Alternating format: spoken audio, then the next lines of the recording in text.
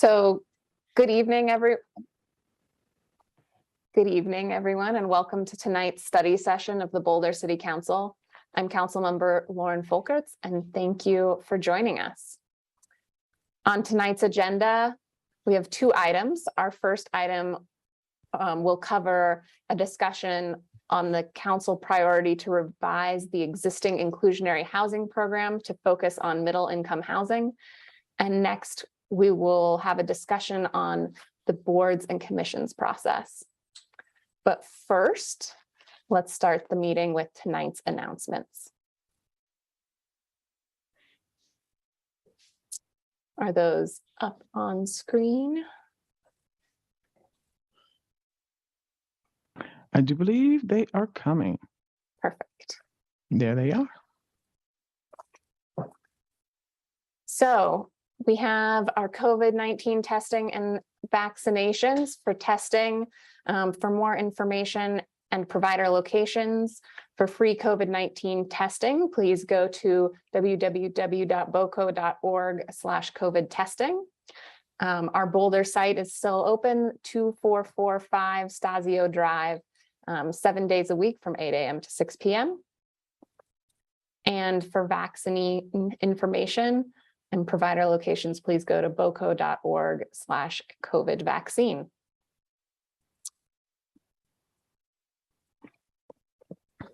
And next we have our return to council chambers.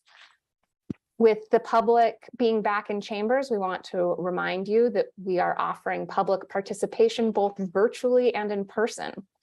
Advanced sign-up is required, and no in-person sign-ups will be available during the meeting. You will be asked to indicate on the open comment and public hearing sign-up forms if you will be speaking virtually or in person. In-person speakers will speak first, and virtual speakers will follow. All speakers are listed in the order in which they signed up. Speakers do have the option to change their location preference if they need by contacting the city clerk's office at cityclerksoffice@bouldercolorado.gov prior to the start of the meeting. Thank you. Before we go into our work items, I'd like to outline how the meeting will be conducted. First, we will review staff's presentation for each item, and then we will have time for questions. At the end of the presentation, we will conduct our council discussion with staff. If you have questions, please wait for staff to complete their presentation. I'd now like to turn it over to our city manager, Nuria Vandermeide, to introduce our first item, our discussion on a council priority to revise the existing inclusionary housing program to focus on increasing middle-income housing. Thanks so much, Lauren. And I believe we've got a full slate of conversations today, so I won't take a lot of time talking, but we'll say that inclusionary housing is a really important topic and one that Boulder has worked hard on over the years, and in fact, being a source that other cities turn to for advice as that moves forward. So Kurt, I think I'll start with you if you wanted to do it before we send it over to Jay.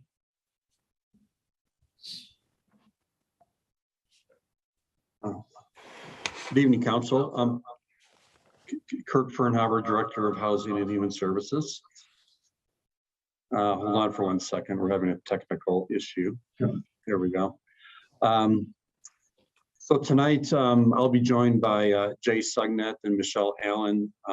They work with the developers within our community, and they work around housing policies.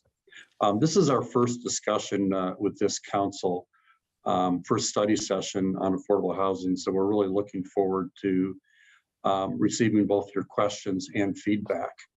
So the inclusionary housing program is really the workhorse of our affordable housing program in the city of Boulder. We were one of the first cities in the country to actually implement inclusionary zoning.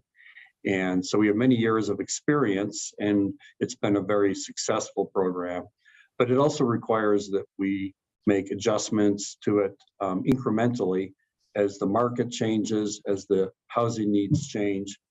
And what makes it incredibly challenging is we also live in one of the most expensive cities in the country. So creating affordable housing takes good policy, takes a fair amount of money, and it takes innovation. And so I'm looking forward to handing this over to Jay, who will be doing the presentation, and then having the discussion with you, where we will come back to you, based on the feedback that we hear tonight. So I'll hand it over to Jay.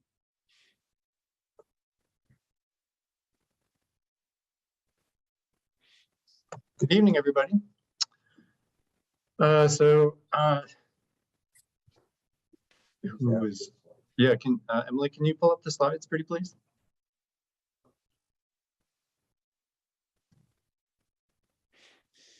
Thank you. Next slide.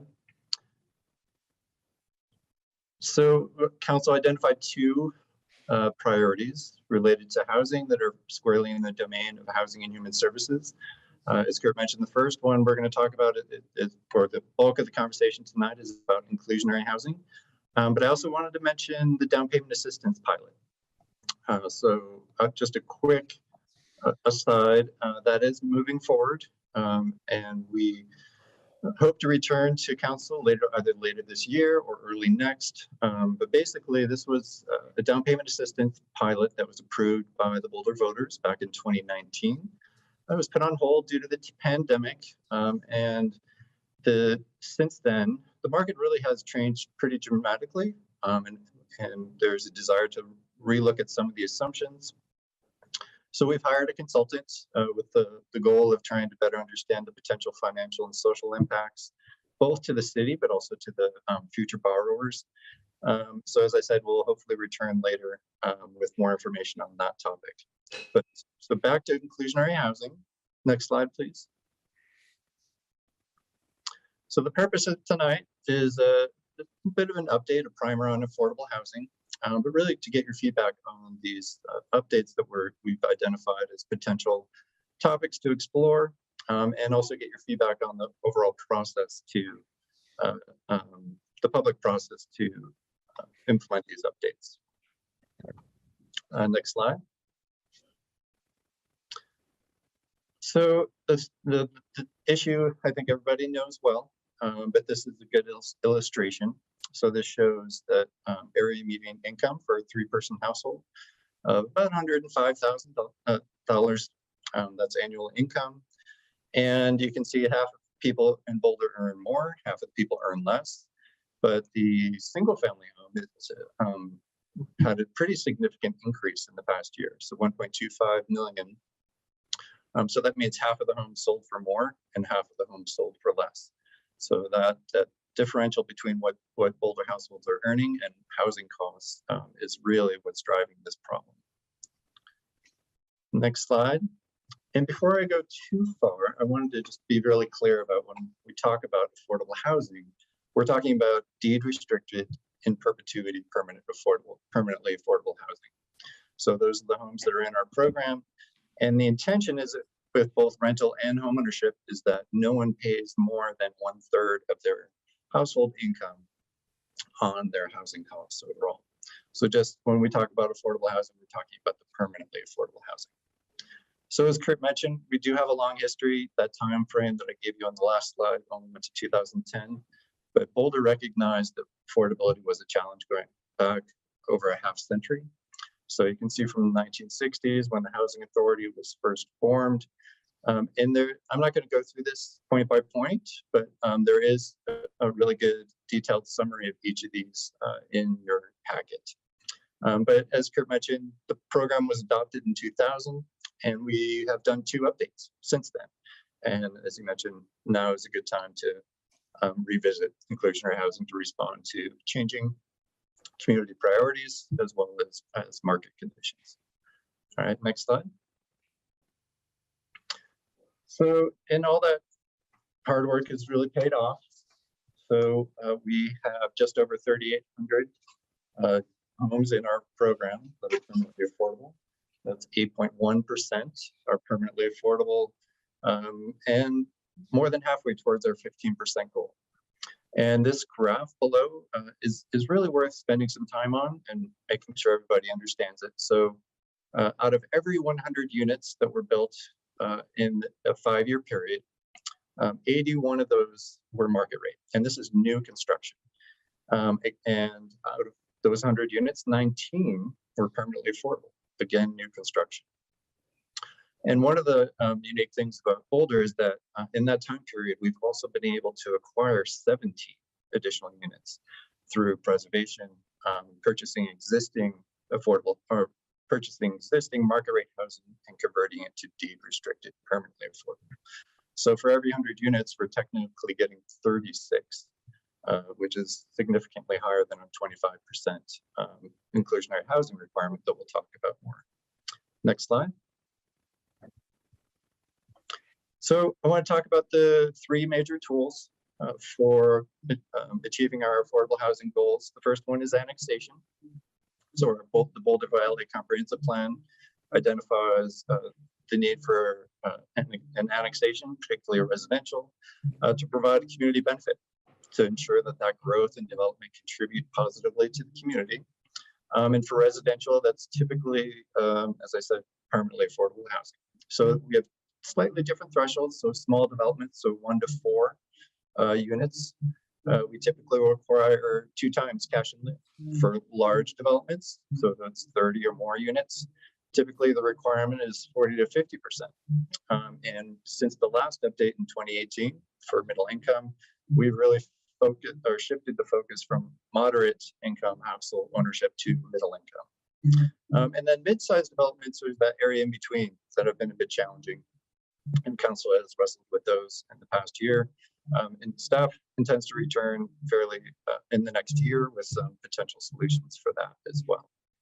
And the one thing I want to be clear with, one of the key outcomes is that annexation has been a great tool for us to get ownership opportunities. So think of a Holiday neighborhood or Northfield Commons. There's a pretty significant number of those were ownership. And that will become really important later in the conversation. Next slide. Number 2 is inclusionary housing. So this is basically a tool that a lot of jurisdictions are pursuing. Boulder's been doing it for quite a while, but basically requires all new development to contribute a percentage of housing to as permanently affordable. And this in Boulder, it's 25. We raised it in 2018 from 20 to 25. That extra 5% was specifically for middle income. And there are 4 options. So they can provide those units on site, off site, they can make a cash in lieu contribution, or they can dedicate land for affordable housing. Next slide.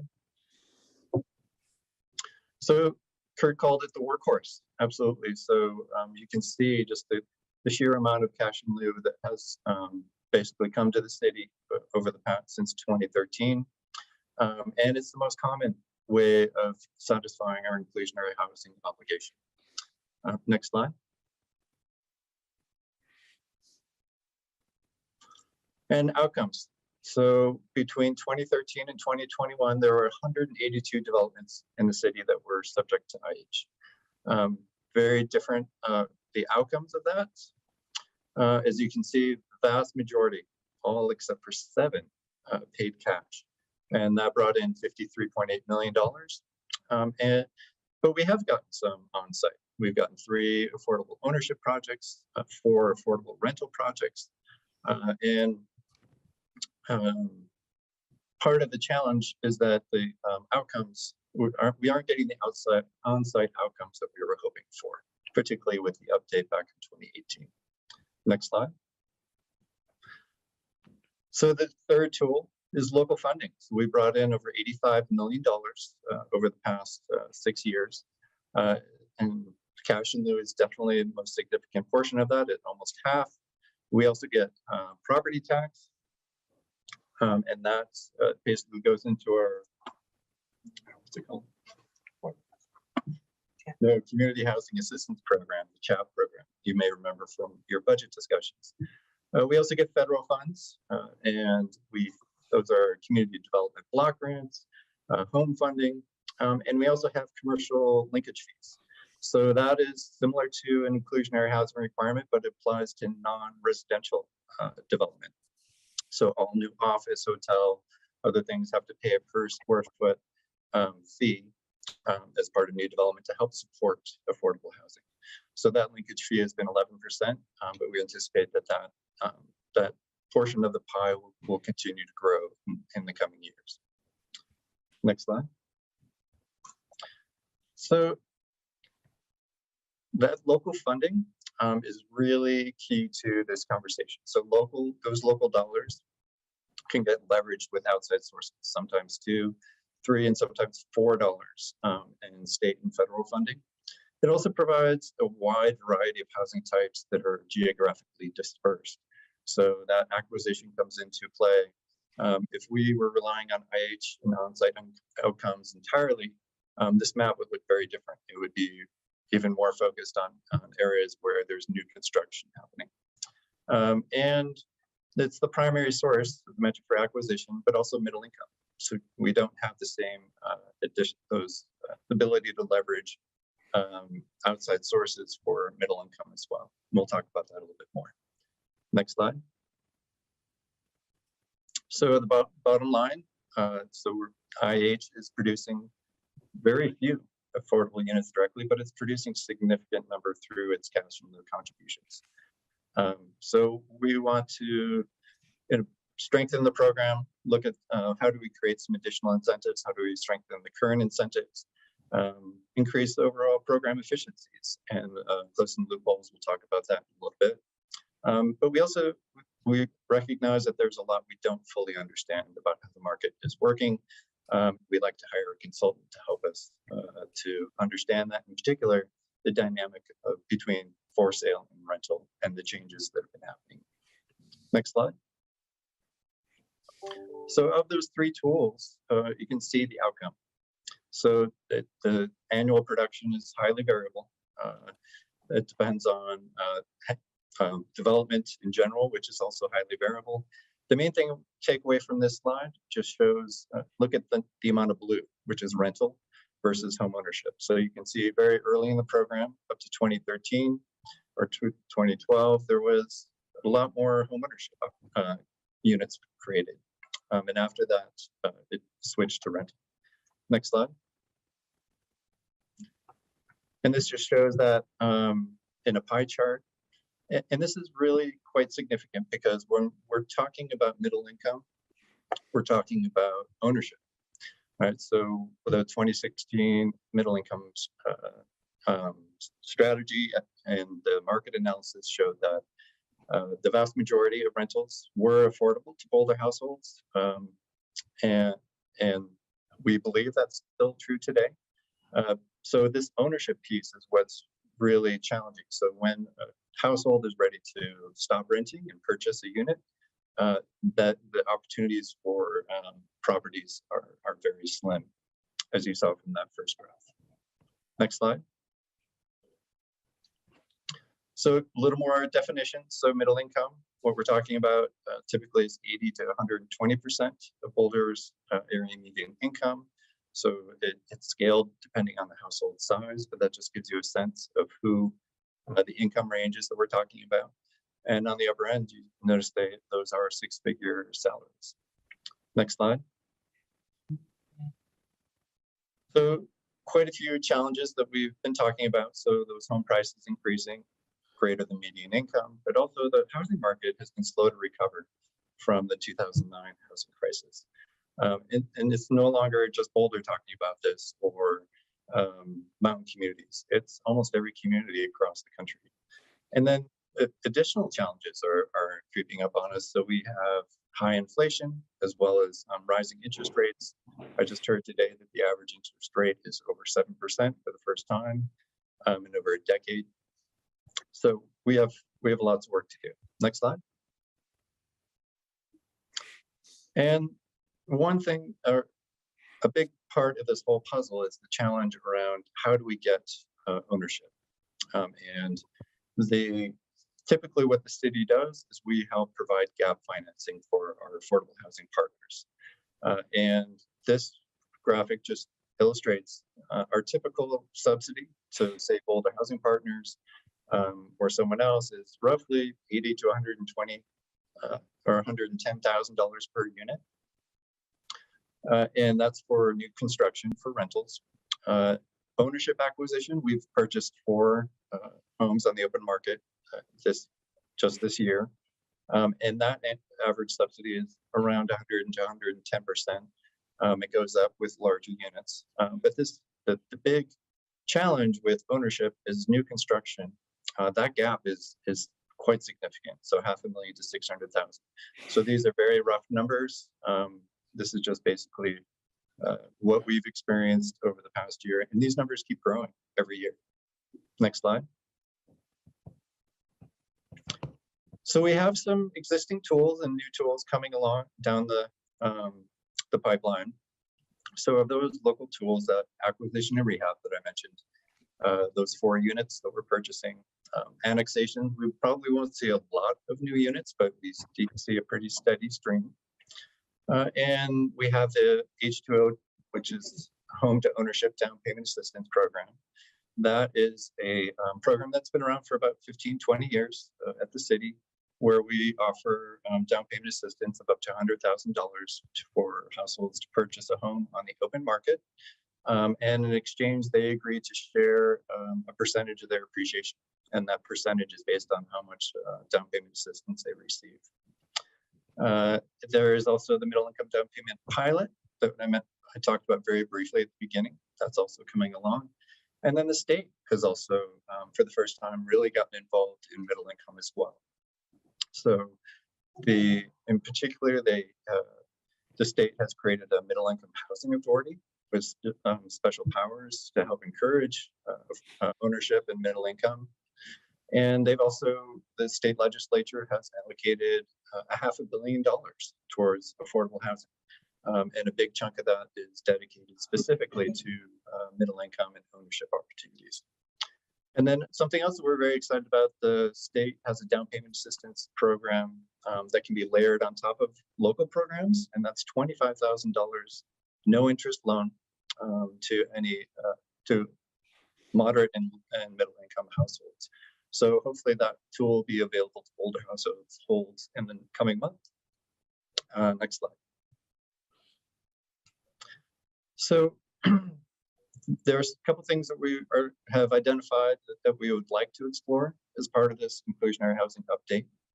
And a lot of it is basically increasing our funding, but we haven't given up on the hope of trying to incentivize on-site outcomes, and particularly for sale.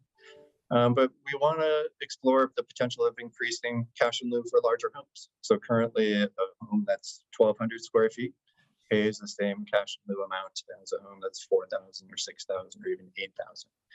So we're exploring a way to capture the difference in charge so that larger homes pay a fair share of the cash in lieu. Also currently, if you're demolishing a home or replacing a home, you're not required to pay cash in lieu.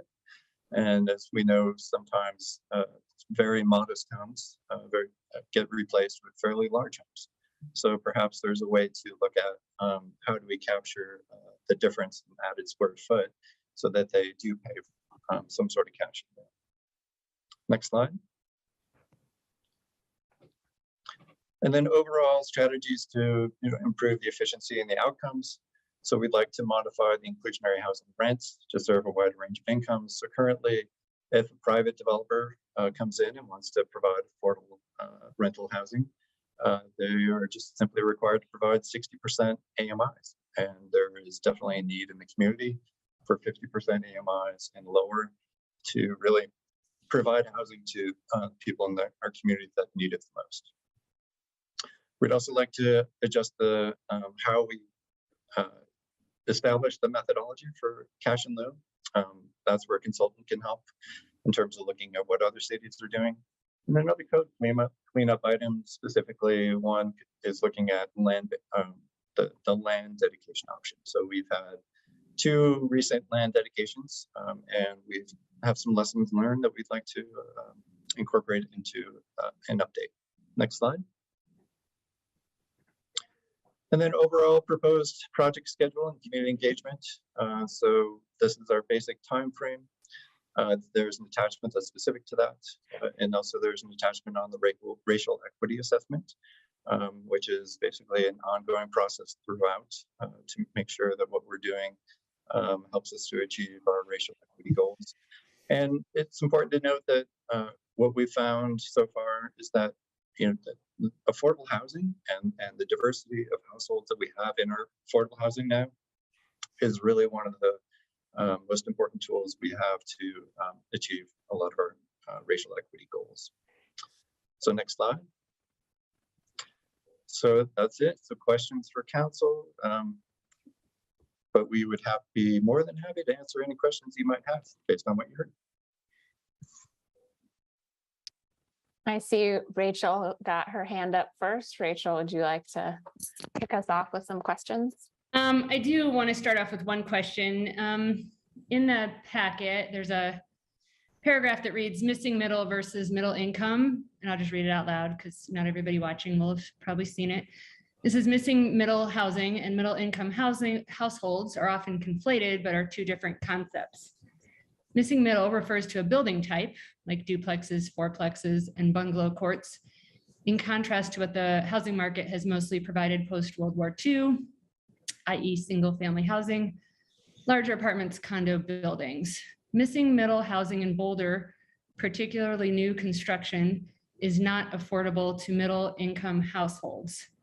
And I'm going to pair that with something that was presented in the slide. So it said that single family homes average right now is 1.25 million. And it looks to me like it's doubled in less than 10 years, like from 600,000 to 1.25 million in less than the last 10 years. Versus attached homes, the average price right now is 480,000 and is, I don't think, according to the slide, it has even doubled since 2010. And I think the missing middle by what was presented in the packet would count, like a duplex, I think would count as an attached home. So I'm just trying to understand, why does the packet say missing middle housing in Boulder is not affordable to middle income households? Is my first question. Sure. I mean, that's a great question. In our experience with discussions with planning board and also the housing advisory board, that seems to confuse things. So, and also the East Boulder sub-community plan. So there's a strong desire to have missing middle housing. That, the term was coined by Daniel Perelik to describe that type of housing, right, that you just read out. The challenge is when that's new construction, it is rarely affordable to a middle income household.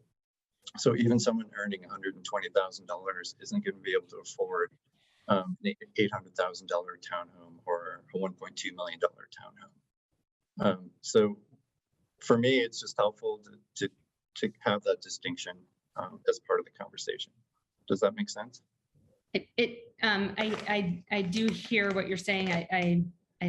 I may agree to disagree and come back during during comments with it, but I appreciate the explanation. And then let's see. Also want to make sure I understand the timeline that was presented. You're looking for stakeholder feedback March and April, and then a new code section May, June, and then we would vote in July-ish. Would that be the expectation on something new? Yes. Okay. Those are all my questions, I think. Thank you. Thank you, Rachel. Matt, looks like you're up next. Thanks, Lauren. I will join and follow up with where Rachel's line of inquiry was on missing middle and middle later, but just so there's two of us interested in that. My question is, and I don't think I saw it, maybe you alluded to while I was taking notes, so if it's redundant, my apologies. What is our progress on reaching our 15% of inventory by 2035? Where are we on that trajectory? And so I'm kind of wondering if you know where that is, because I know it's, we're not consistent every year, but at this snapshot in time, if you could give me a sense of where we're at. I can. 8.1%. 8.1% towards the 15%. Right. So currently, Yeah, to keep in mind, the challenge is that it's the total number of housing units in the city, so 8.1%. So the 15%, once we get it, that's 15% of all housing units in the future as well. So it's kind of a moving target. Sure. So how would you evaluate that we're on track, ahead, behind? How would you evaluate that trajectory? So that was part of the conversation in the middle income housing strategy in the last comprehensive plan update. I think council and staff realized that we were getting fairly close to the 10% goal.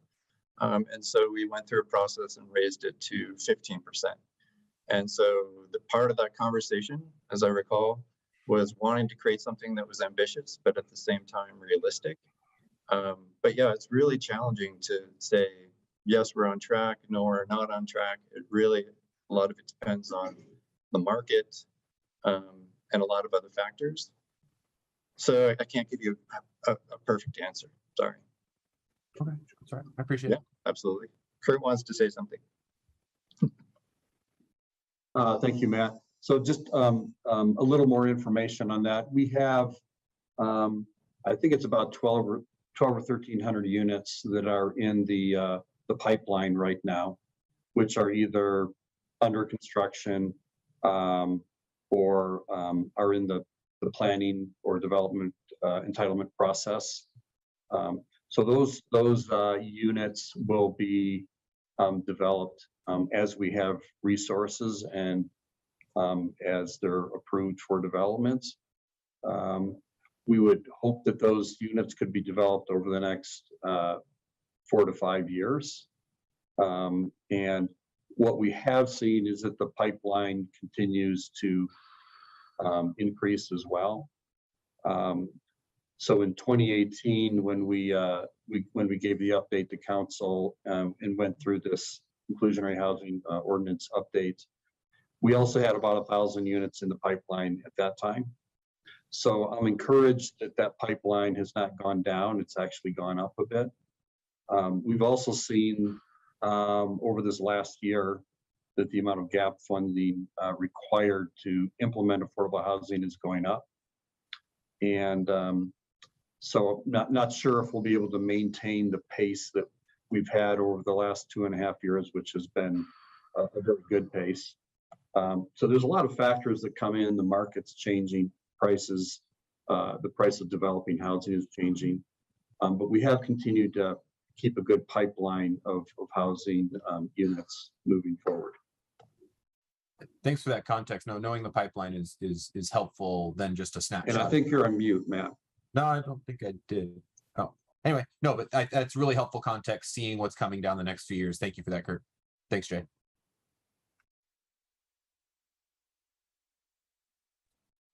Is that it for you, Matt? Looks like, yep. Okay, Mark, and then Junie, and then Nicole.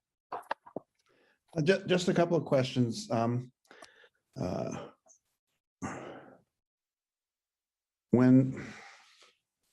Can you tell me what caused the shift from the 39% ownership level to the 8% ownership level that we're experiencing today? I was a little unclear about that. Yeah, I wish I could point to one single factor as to why that happened. As we tried to explain in the memo, I think it's a combination of different market dynamics. Mm-hmm. I think the housing bubble was the big one. So when that burst, and the fact that subprime mortgages exploded, and there was a serious clampdown in terms of who the federal government would actually provide back a loan. There's also construction defects. There's also a shift in federal financing. So I don't think we can point to one thing in particular. I think it's a combination of all those different factors. Okay. And the thing why I feel like I have confidence in saying that is because it's not unique to Boulder. It's not unique to Colorado. Other communities across the country experience a lot of the same things. But by the way, when you do estimates of the cost to produce middle income housing, what do you use as a hard cost of construction? That's a good question. Michelle? We did Well, use we construction don't- costs. We don't construct housing. The city doesn't construct housing, and neither does the housing authority. And that's one of the issues that we're facing. The housing authority doesn't do it because there's no federal or state funds to leverage. But as Jay said, state funds seem to be coming down the pike. So what we've been focusing on is using our local funds for acquisition. So does that make sense? Is that answering your question? Yeah, somebody knows, but it's not us, so we can easily find that out. When you showed the chart of funds that included $85 million of investment, does that also include the value of tax credit programs that we use to provide a good deal of our affordable housing? No, it does not. So that's purely money that came into the city. Then that money went back out to our housing partners. Okay. And they were able to use that money to leverage it.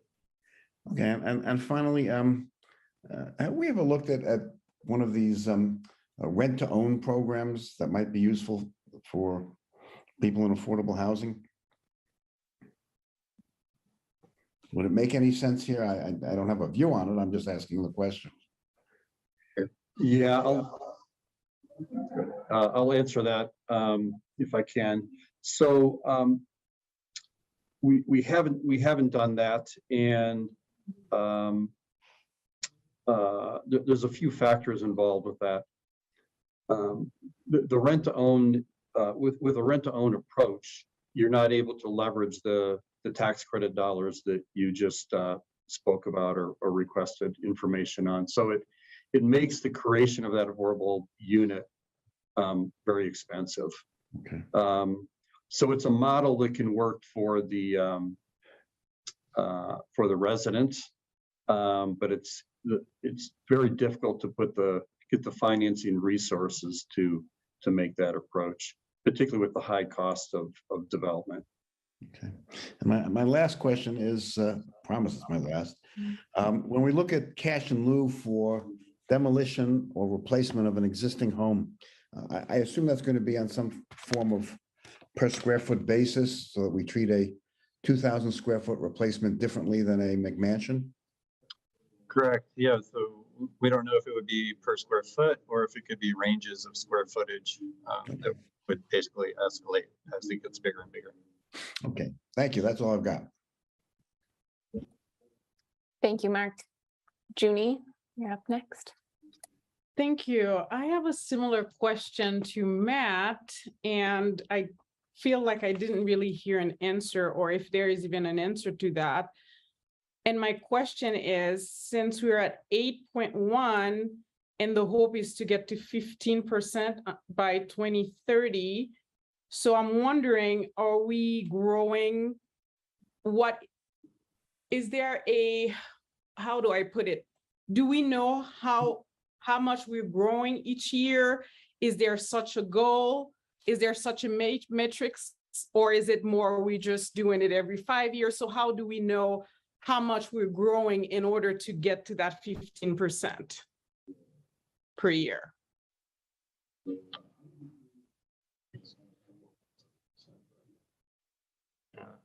So, I mean, when I started with the city about 9 years ago, we were at, I think about 6.8, or I'm sorry, 6.1. So we are making progress, and it's something that we measure annually.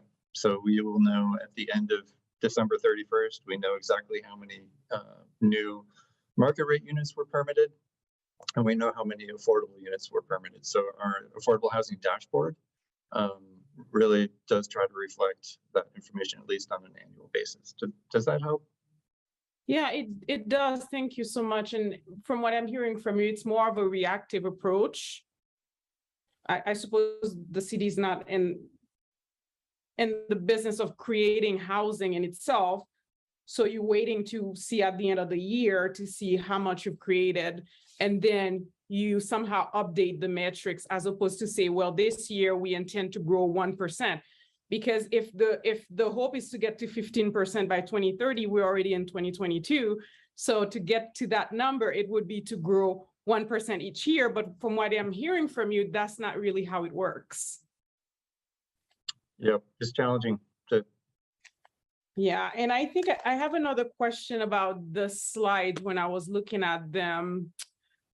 And it's slide number 11. It says tool number 3, local funding. And you mentioned $85 million. And it was over a 10-year period. So that's about 8.5 million. But my question is, does that include any type of state funding? It seems like that does not include state funding, because you mentioned affordable housing and state funding. So it seems to me that doesn't include any of it. Yeah, it's a 6-year period, the 85 million. But yeah, I'm not aware. Do we get how much? We don't get state funding. Yeah, what comes through Chapman. Yeah.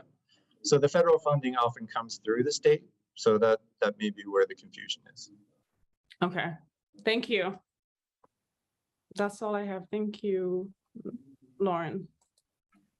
Thanks, Junie. Nicole and then Bob. Thank you. And thanks for this great memo and the presentation. I have a question that's probably going to sound really stupid, but it's really just me trying to kind of take us way back to a really, really high level. Do we know why people want homeownership?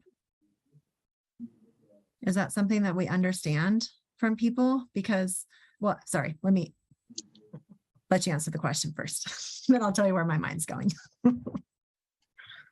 I mean, it's been the American dream for quite some time, is owning your own home. It's seen as the pathway of building wealth, intergenerational wealth. And the US is kind of unique in that way. Most other countries, I would argue, there's much more acceptance of renting.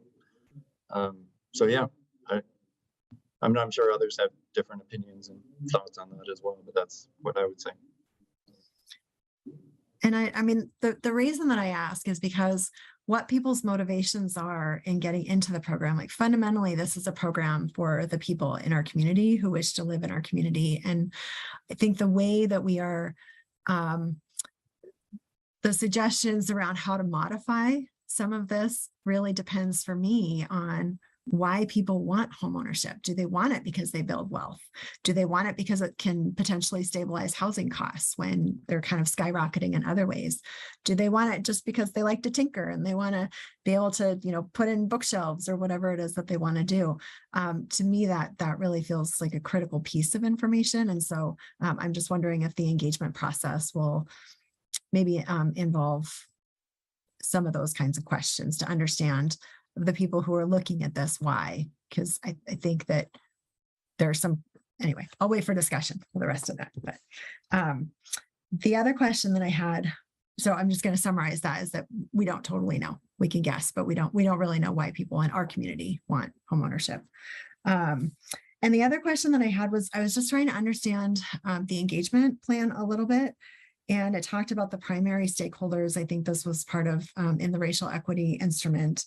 And it talked about a group that was important sources of input, and then secondary sources of input, and then secondary audiences. And I was just wondering if you could describe a little bit those different kind of groups. Sorry, dogs. Sure. Yeah, let me just pull it up real quick. And I guess then the groups are listed, right? But what's the purpose of these different categories? Why are they divided up like this?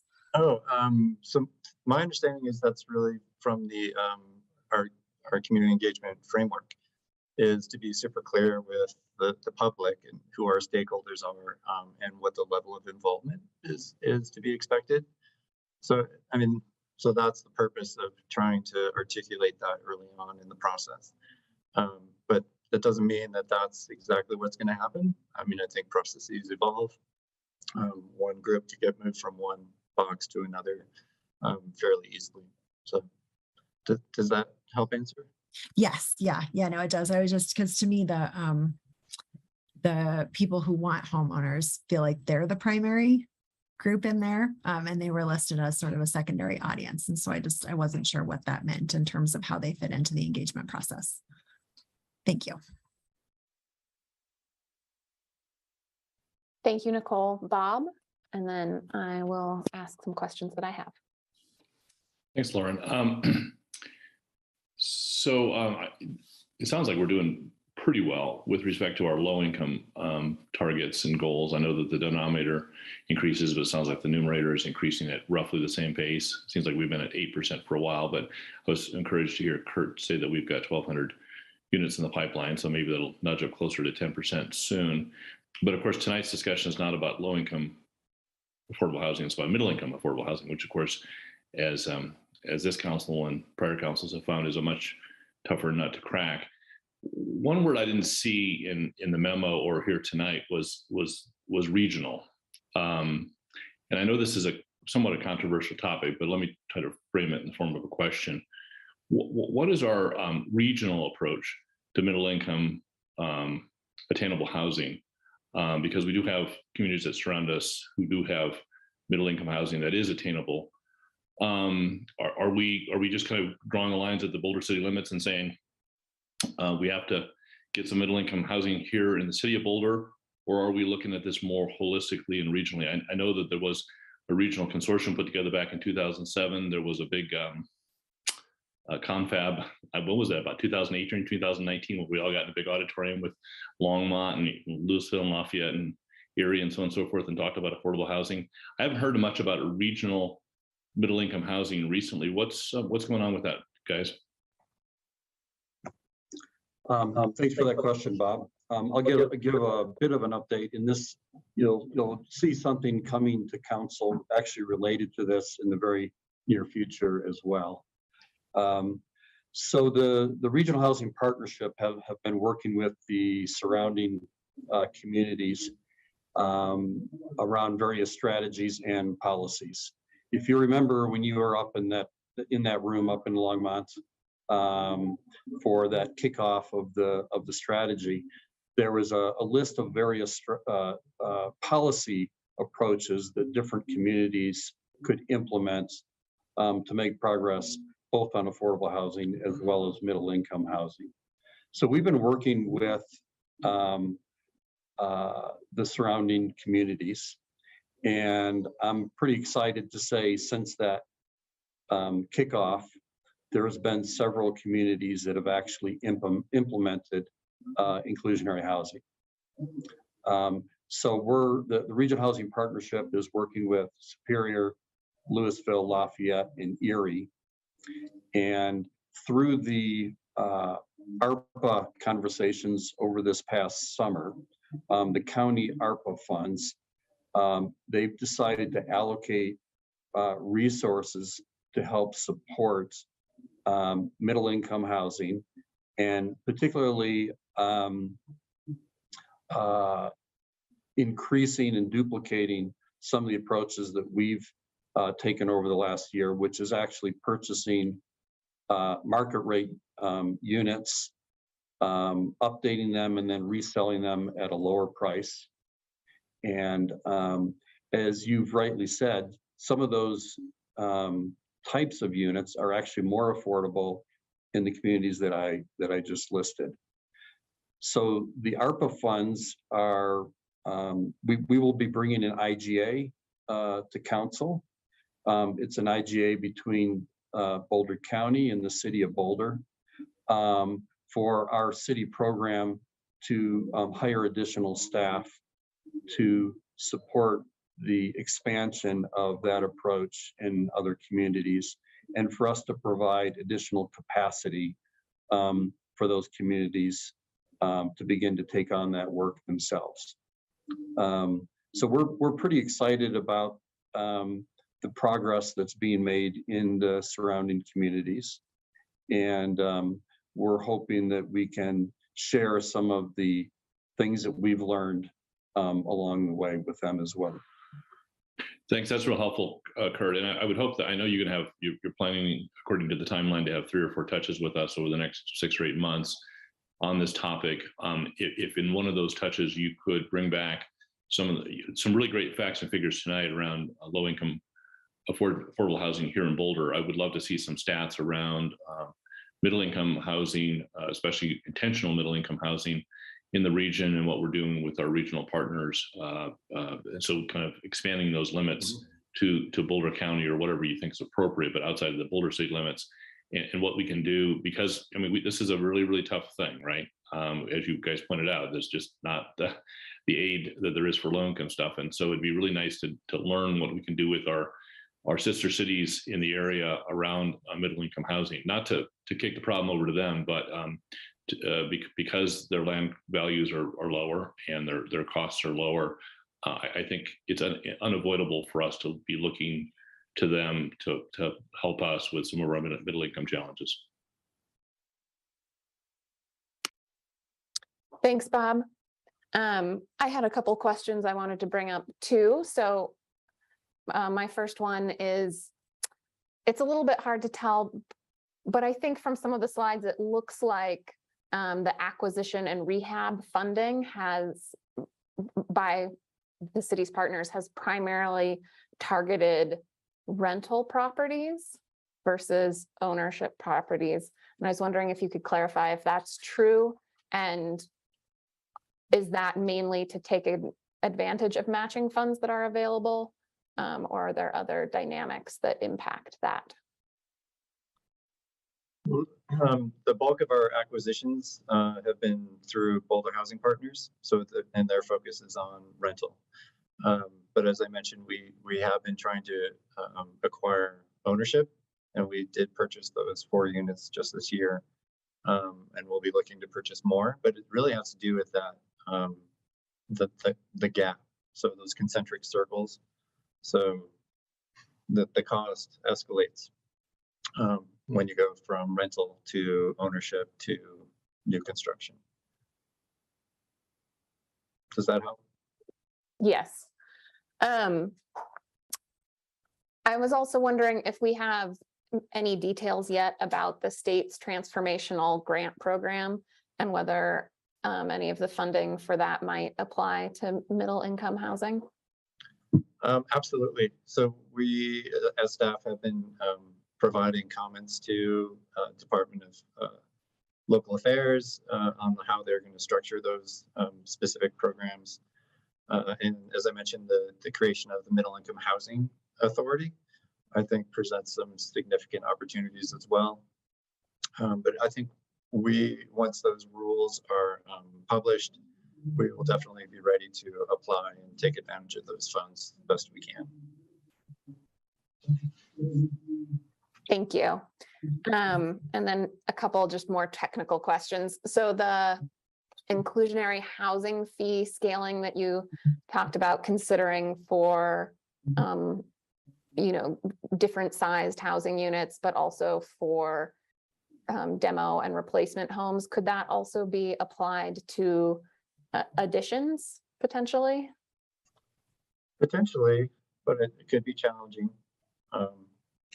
So Potentially, we have to look into it. Yeah. And then Some new housing, and IH is specific to new housing. So additions are a little bit of a outlier, but we'll definitely look into it. Thank you. You also mentioned that there are code updates planned as part of this process, but it doesn't sound like at the moment those include any zoning related updates. Is that true? And sort of what kind of lift, or how would trying to consider some of those things affect this process going forward? yeah, I appreciate that comment and your written question as well. So Planning and Development Services will be coming to Council for a study session November 10th to talk about the specific council priorities related to zoning changes. But that we are, as Housing and Human Services, our domain is inclusionary housing. And so we'll be focused on those updates, but we will be coordinating closely with Planning and Development Services staff all along the way. Thank you. Matt, is it okay if I let Aaron go first since he hasn't had a chance to ask questions yet? Thank you. Thanks, Lauren. And this is actually colloquy with what you were asking, so it's well timed. I just wanted to mention that I have been in touch with some of the organizers of the Middle Income Housing Authority, and we're working on setting up a meeting to talk about what they're up to and how the city might be able to take advantage of that. So I will report back certainly to housing staff and to the council after I have a chance to talk to them. So just want to let you know that's coming up before too long. Thank you, Aaron. Do you have any questions or just no? Wanted to Okay. let you know that. Thanks. Thank you. Okay, Matt. And then I think it would be great to, after this, start going into comments. Yes, this is a question just following up Mark's line of inquiry about sort of ownership versus rental and the worrisome ratio that has sort of arisen recently. Worrisome, I guess, in the eye of the beholder. I don't like that ratio where it's at, so I'll just stick with myself on that. But so the question centers on, and I can't, this isn't original, someone's certainly thought of it before, and there's probably a reason why we're not doing it, but I'll ask anyway. Why can't we mandate a certain percentage of new units just be ownership versus rental? I mean, why can't we create that very parity that we want, or at least create a floor so that it just can't dip below a certain amount? I think, as was mentioned, it was in the 30 percentile range prior to the sort of the falling off the cliff that we saw post 2013. So why can't we just mandate a floor to that ownership to keep some level of parity throughout our community? Do you mean, Matt, are you talking about for market projects? I'm muted. Sorry. I was referring to, well, it could be market or in our inclusionary housing program. It could be either way, really, just where we have control, because seeing that we're in a runaway of rental, how do we claw that back? And so really it's either or. Is there a vehicle in either of those institutions or areas that we can mandate ownership to bring back some parity to those numbers? Well, the place that we know that we can mandate it is through annexations, because it's a negotiated agreement, and we can and do require that all new housing that is constructed through annexations is for sale housing. As far as like imposing that on the market, I think that's problematic, because while you can impose it, that doesn't mean somebody's going to do it. There's a reason they're not doing ownership right now, and that's not going to make that go away. Oh, and I'm sorry, I have been reminded to make sure you know who I am. I'm Michelle Allen with HHS. I'm the Inclusionary Housing Program Manager. So I work with developers. That's pretty much talking with them day in, day out. And like I said, I think that there is an issue with trying to mandate something like that. They're not doing it for a reason, and mandating isn't going to take that away. For example, if they're very adverse to the construction defect law, if we mandate it, they simply won't build them.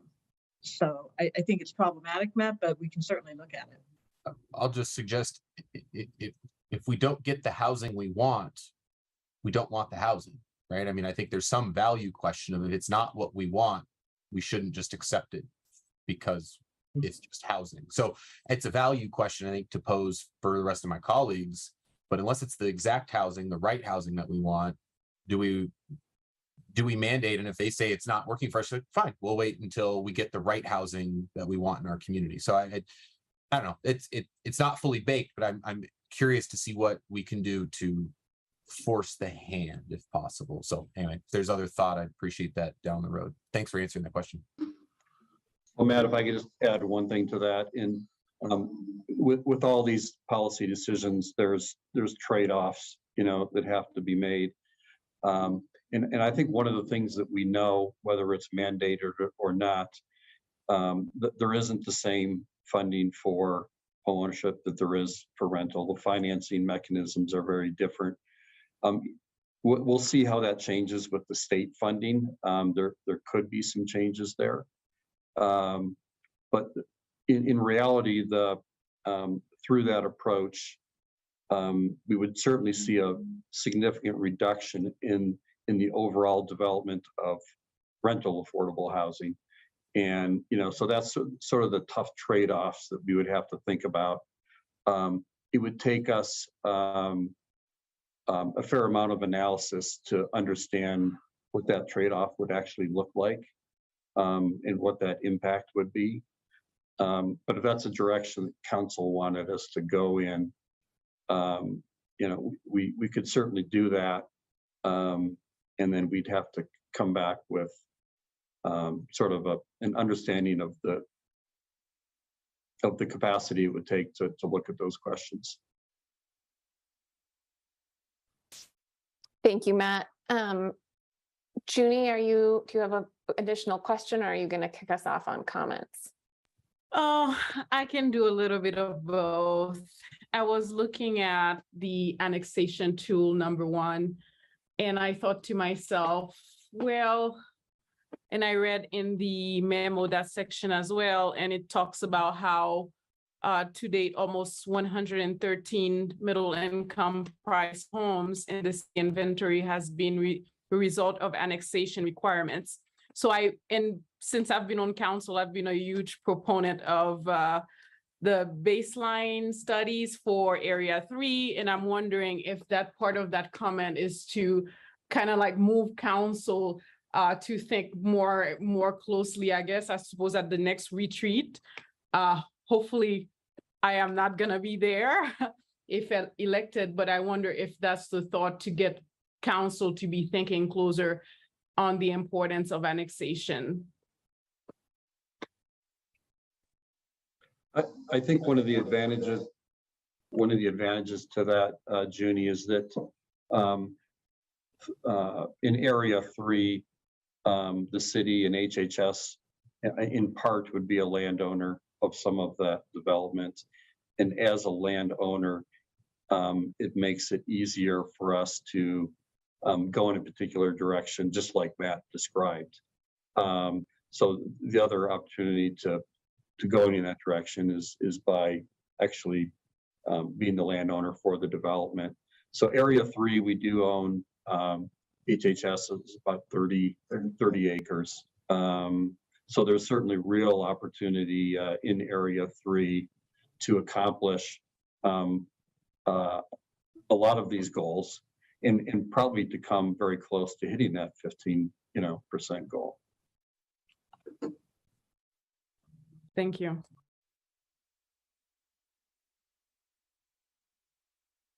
Okay, who wants to kick it off with comments? Don't all speak at once. Right, we got Nicole.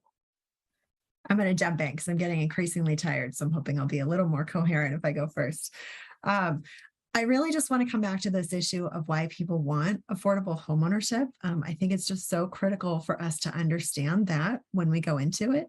We can, if we think that it's because people want to accumulate wealth. I mean, frankly, I would not tell anybody who wants to get wealth out of a home to enter into this program, because the wealth that they will accumulate over time is a lot less than what they would get with a market rate home elsewhere. So I think it's really critical, right? If we know that if somebody's coming in to get wealth out of their home, that feels like something important that that we want to know, because I'm not sure this is the right mechanism to do that.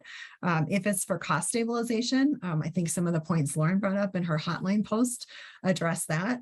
The nice thing about, buying a new home is that you do have some cost stabilization, but if your HOA fees are increasing really quickly, if you are having maintenance costs, not just regular maintenance, but kind of what I think of as like capital maintenance costs on a home, like your hot water heater goes out, or maybe you need a new roof or something like that, that's not really going to stabilize your costs. And if you don't have the as much equity as a market rate home would, you may actually end up paying more than you're expecting over time, and even more than you're accumulating in your home. So it seems really important for us to understand that. And if there's some other reason that people are wanting home ownership, then, how can we tailor the program to meet those needs? But I feel like without knowing that, there's some different directions, and we may not be solving for the right constraints as we're thinking about this program. So in the engagement process, I would love for us to spend some time understanding why do you want this? What is it going to get for you to step into this affordable homeownership program? And then I think a separate question that all of us should think about is, why do we as a city want this? Why do we want affordable homeownership? Because we've been talking about, this is the housing we want or the housing we don't want.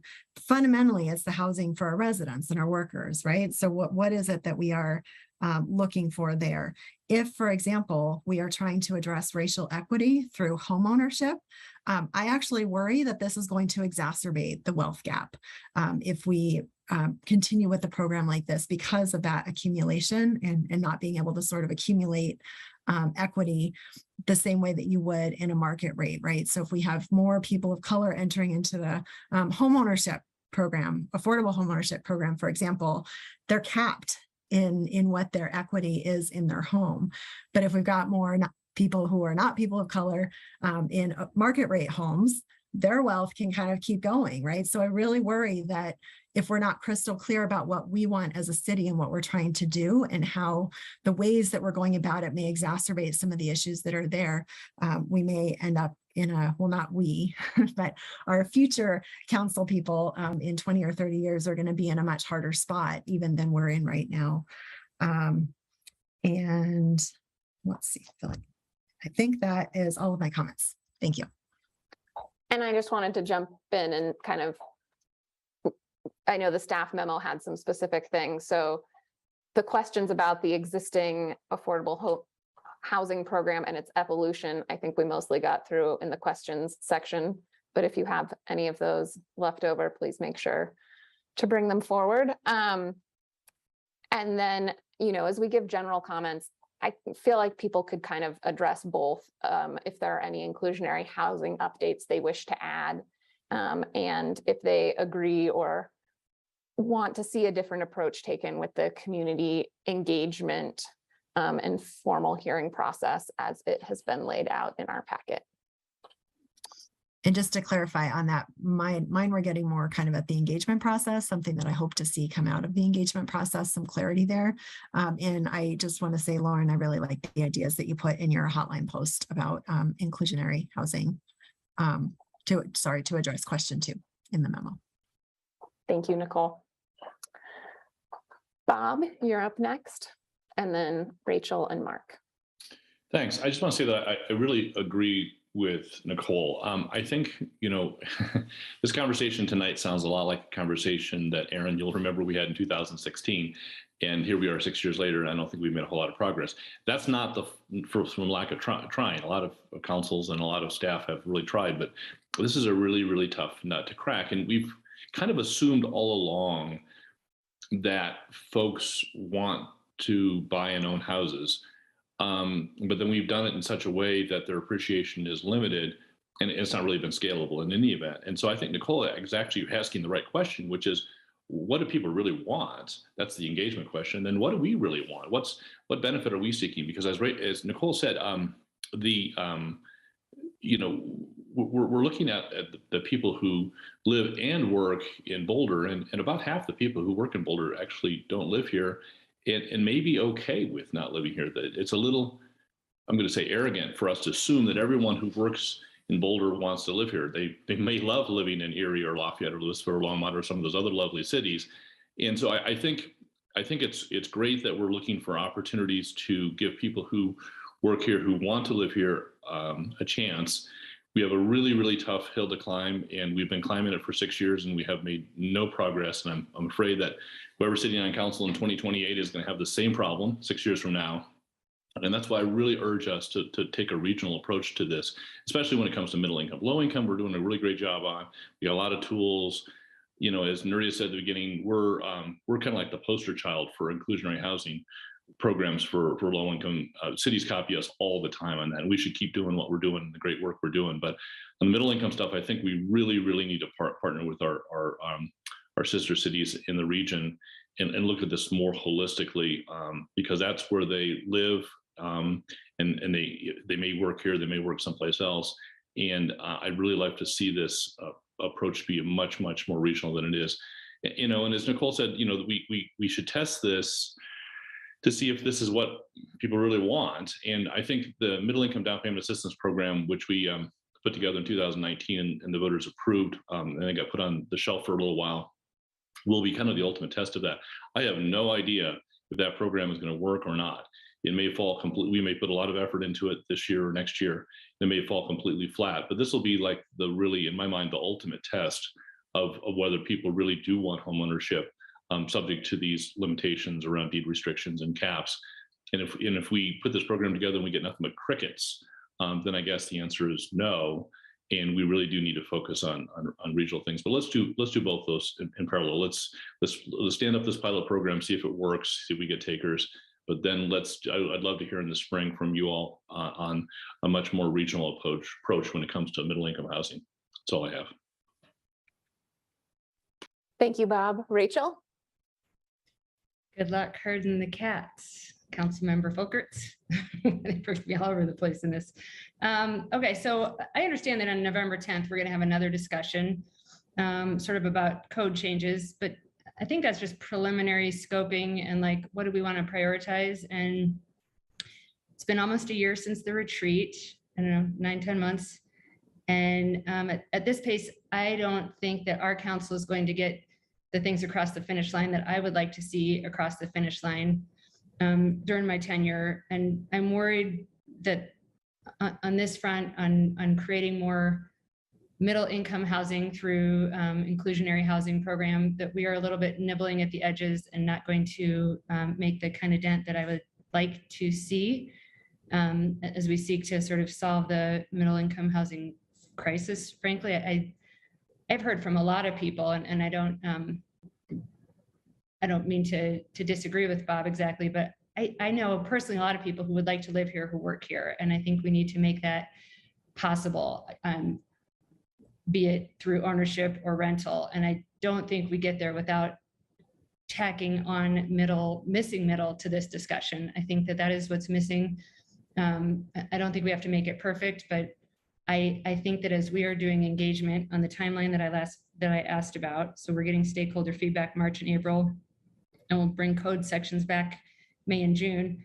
I think that should include not, perhaps stuff that we were going to talk about on November 10th, but we're gearing up to this engagement. And I think that it should include some of the missing middle pieces. So I would like to see us look at certainly duplexes by right. Lauren mentioned parking minimum relaxation and a couple other things that I think are a good idea, but I would like us to really consider before we leave this study session, a not a 5 to expand what we're already going to be doing engagement, what we are going to engage on and what we're going to vote on in this middle income discussion, middle income housing discussion, when it comes back to us in like September. This is the first middle income strategy thing that's coming to us. I think it would be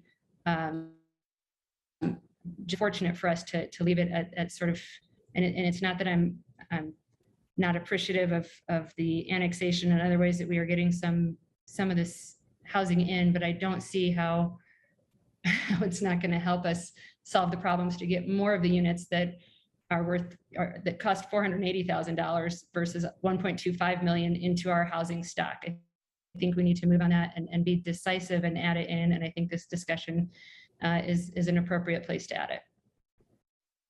That's all I got for now. Thanks. I'd like to invite Kurt and Brad to maybe address that a little bit if we were to talk about adding, having a not of 5 to expand this to address more of these zoning issues. Is there anything you would want to let us know about that before we take that on?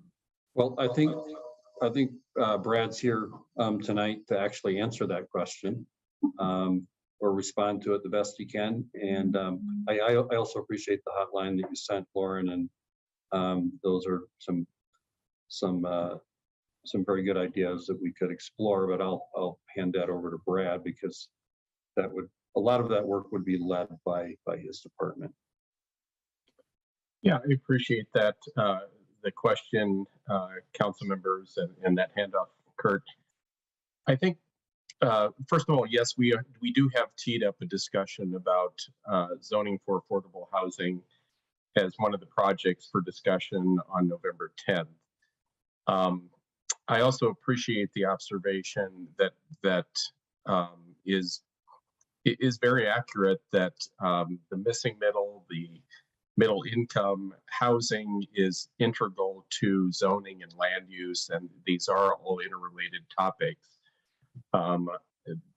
Being here only 5 months, one of the things that's been very impressive is the amount of collaboration between all the departments, and certainly none less than between HHS and planning, and that's critical that we have that connection on an ongoing basis.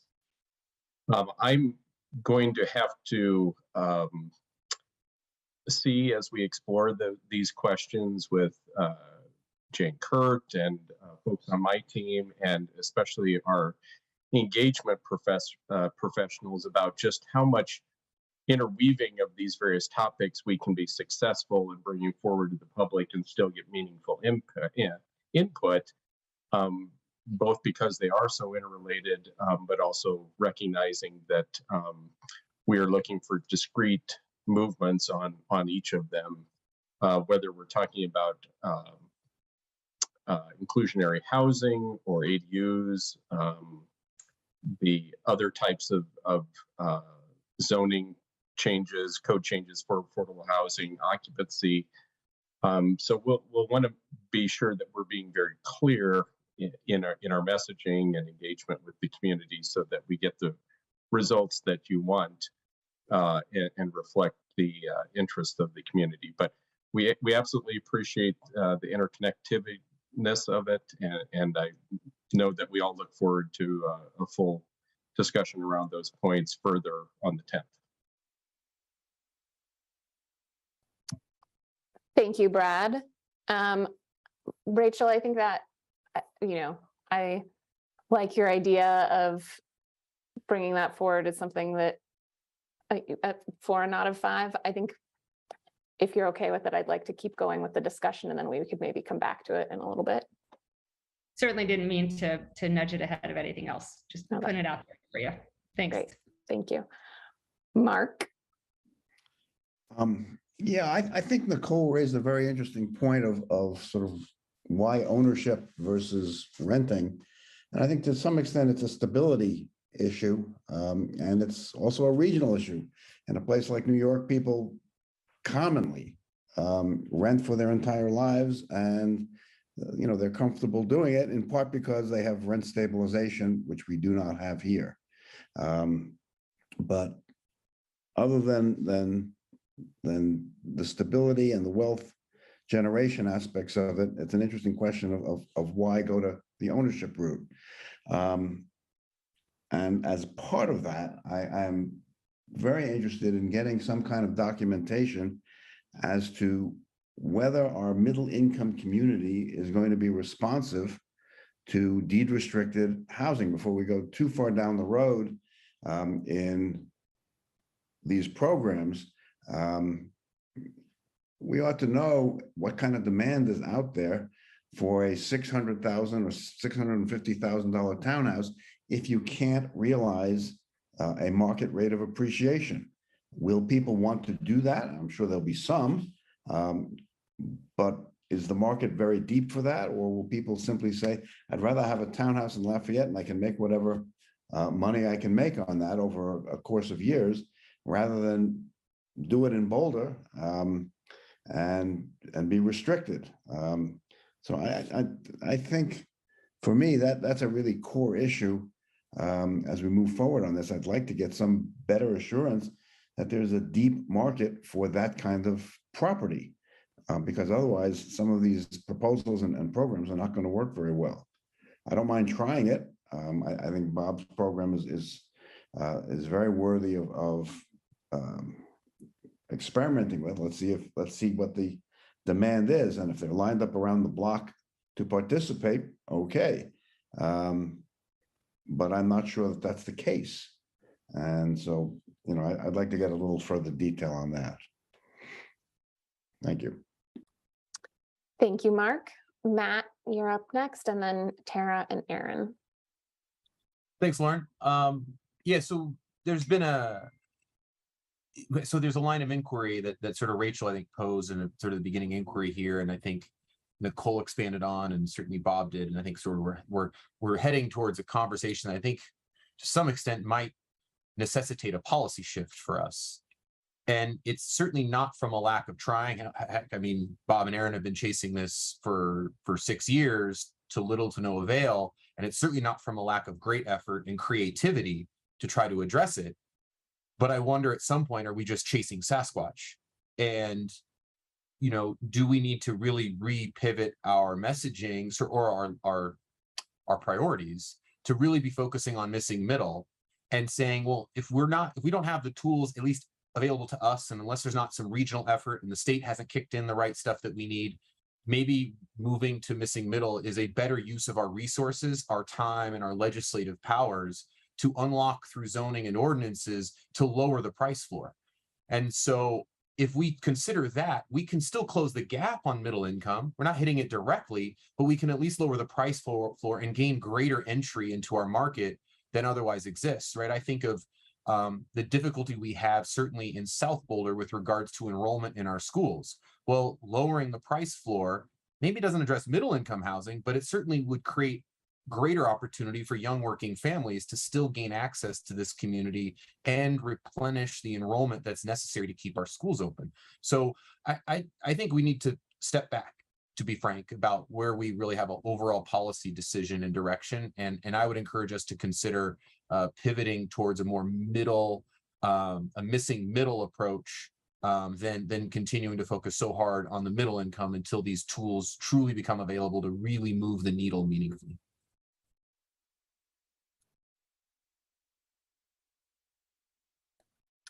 Thank you, Matt. Mark, I think maybe your hand is still up from earlier, and then if that's true, Tara. Nicole, thanks for that great question. It seems to have really given this conversation really a great direction.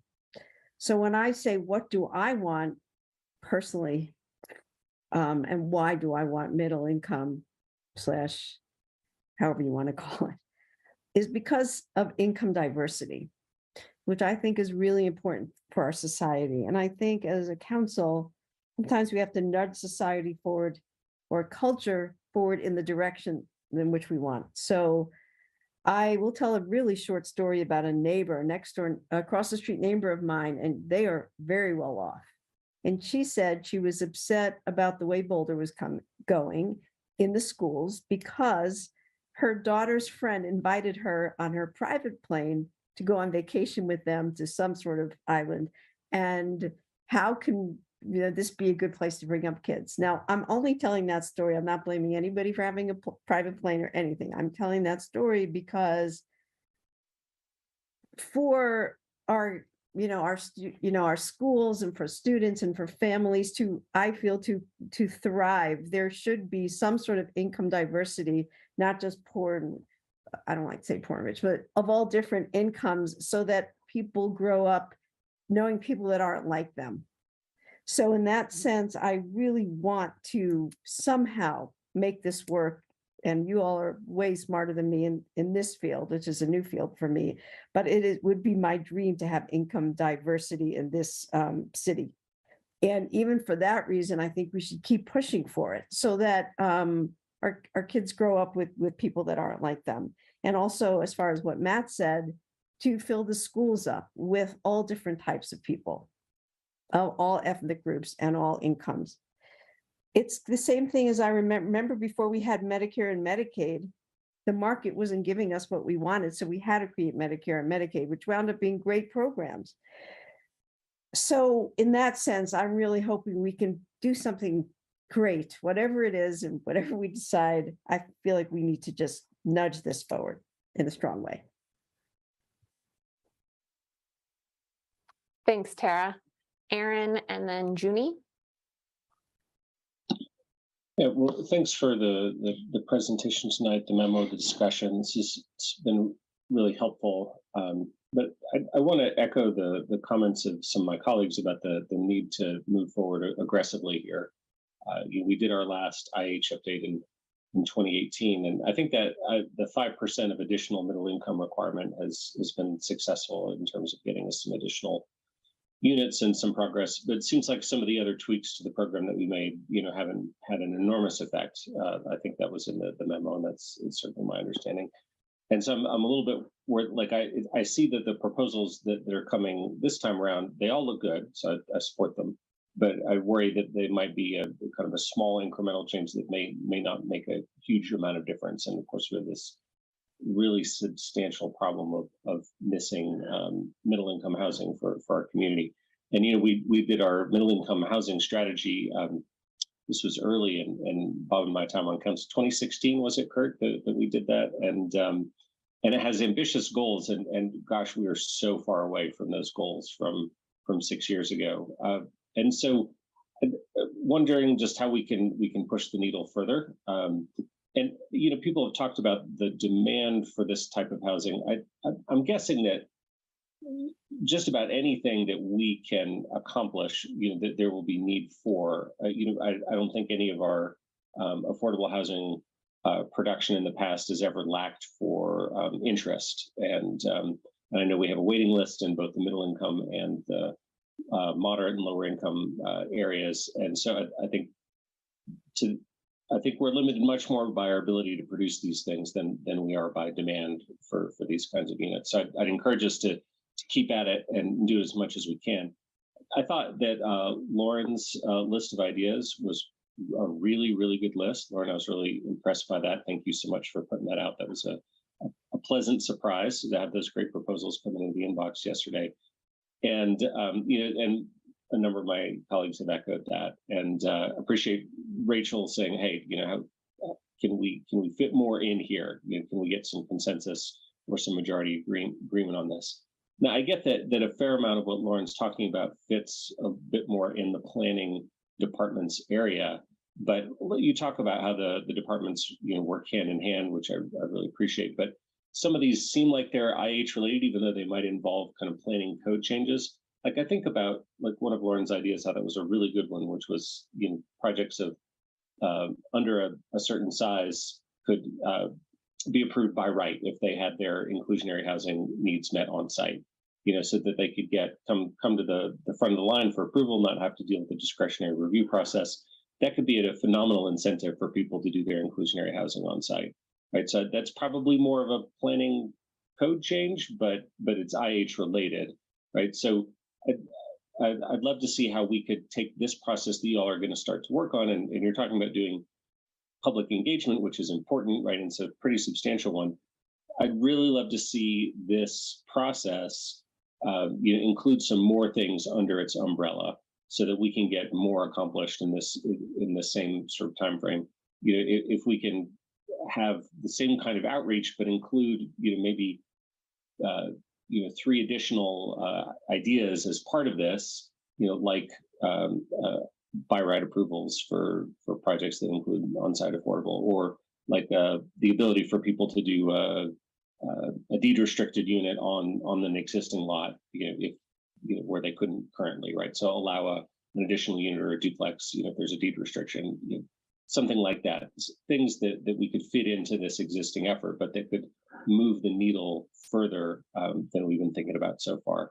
So I'm glad we're going to come back to Rachel's thought here, because I think we do need to keep doing more. And so I'd love to see us broaden this effort to include some additional ideas that can accomplish some more housing, middle income housing production.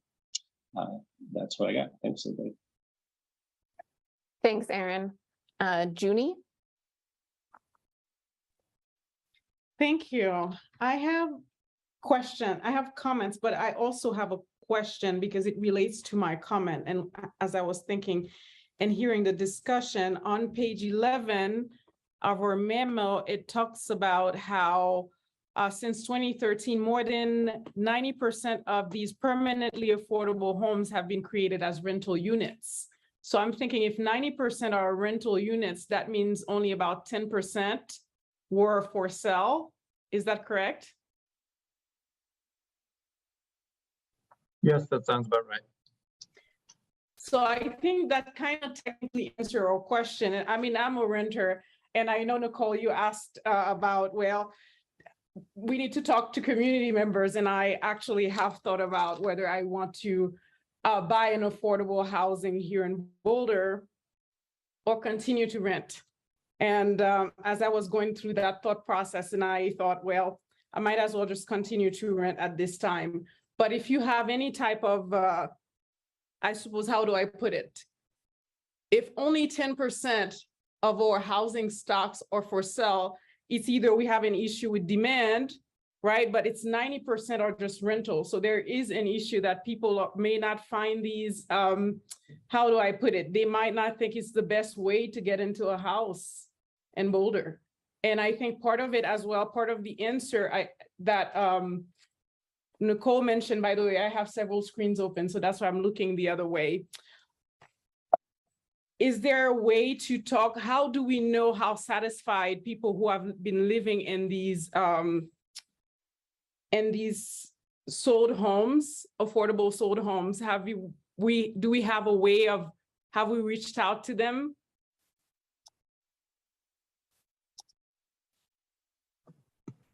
Yeah, I can answer that. So the homeownership program does periodic surveys of all affordable homeowners. We just did one, I believe it was 2019. The one before that was in 2012. And the good nice thing about the 2019 is we were able to show, basically track how we're doing in terms of progress. I can share the full report with you, but you know, the highlight that jumps out at me is that 9 out of 10 people said that they would make that decision again to purchase a home in the program. Wow.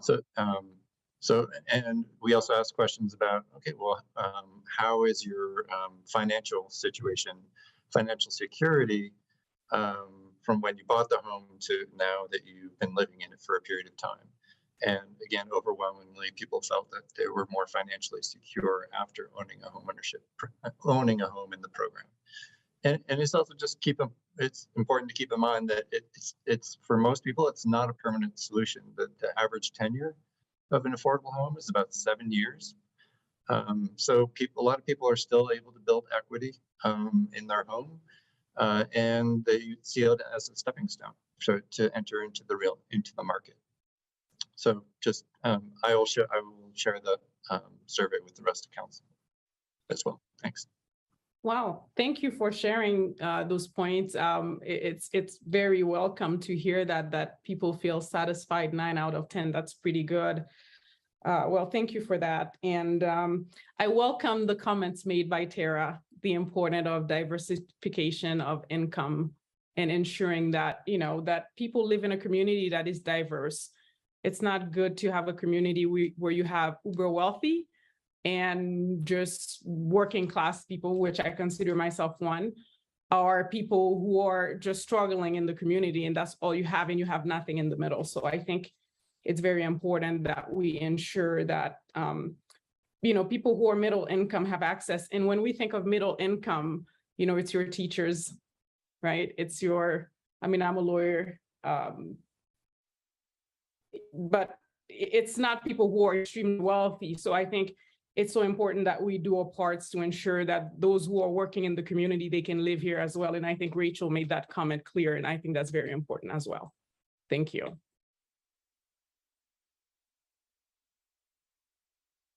Thank you, Junie.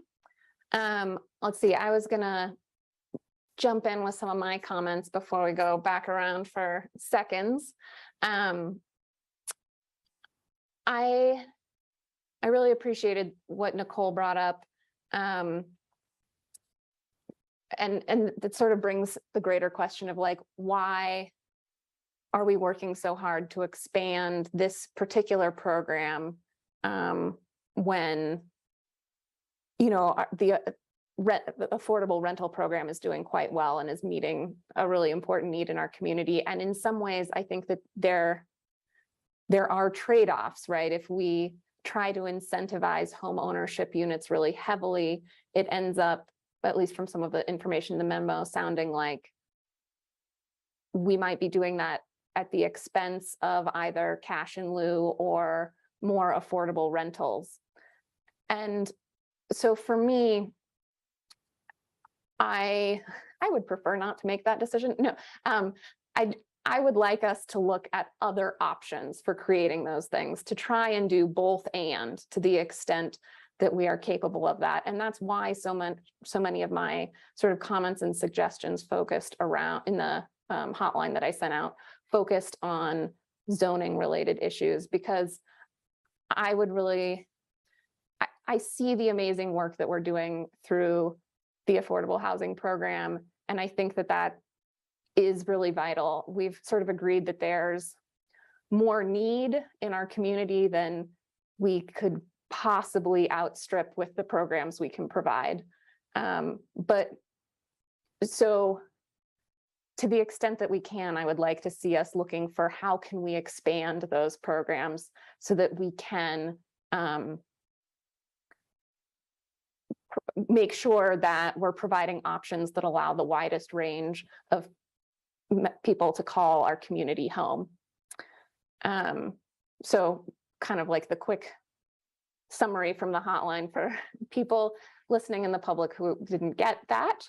I'm really interested in seeing our inclusionary housing fee be based on a per square foot unit,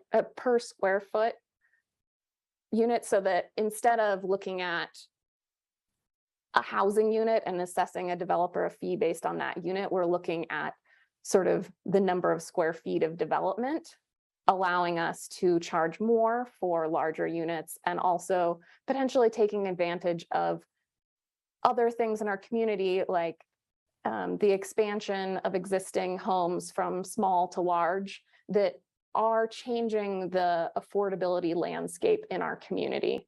I think that, each time that something like that happens may not have a huge impact, but when you expand that over years and over houses, all of those modifications to our housing really do have a big impact on what kinds of homes are available in our community for purchase. I'd also like to see allowing the additional deed restricted for sale units to be added to residential properties, even if those push it above the allowed unit count in our zoning code, and adjust requirements for projects with a high level of affordability to allow additional units by right, if the project is under a certain size, and also consider looking at parking reductions and reducing open space requirements. So, I understand that those things would take more work from planning and development staff, and that wasn't initially conceived as part of this program. But I think that it's important to look at those things because they will really impact the kinds of projects that can be built in our community. And I think that the adjustments that we're talking about to this program and that staff has brought forward are great, but I really would encourage us to be more bold. And I think I'm hearing that from a lot of other council members. So those are mostly my thoughts. Tara and Nicole, would you like to give a couple more, and then I'll try and wrap us up, move on to the next. All I wanted to do was thank you for your hotline, which I agreed with and thought was creative and outstanding. And also your comments about especially about being bold, which I totally agree with as well. Thank you, Tara. Nicole. Thanks. I just wanted to get clarification because I think in the course of the discussion, I got a couple things crossed a little bit in my brain. It seems that one question, I think, just for staff, is that the developers aren't producing the kind of affordable homes for ownership. They're producing more rental units, or is it that that's what kind of the market, like people are wanting? Because I think I lost which one it was that's contributing to that.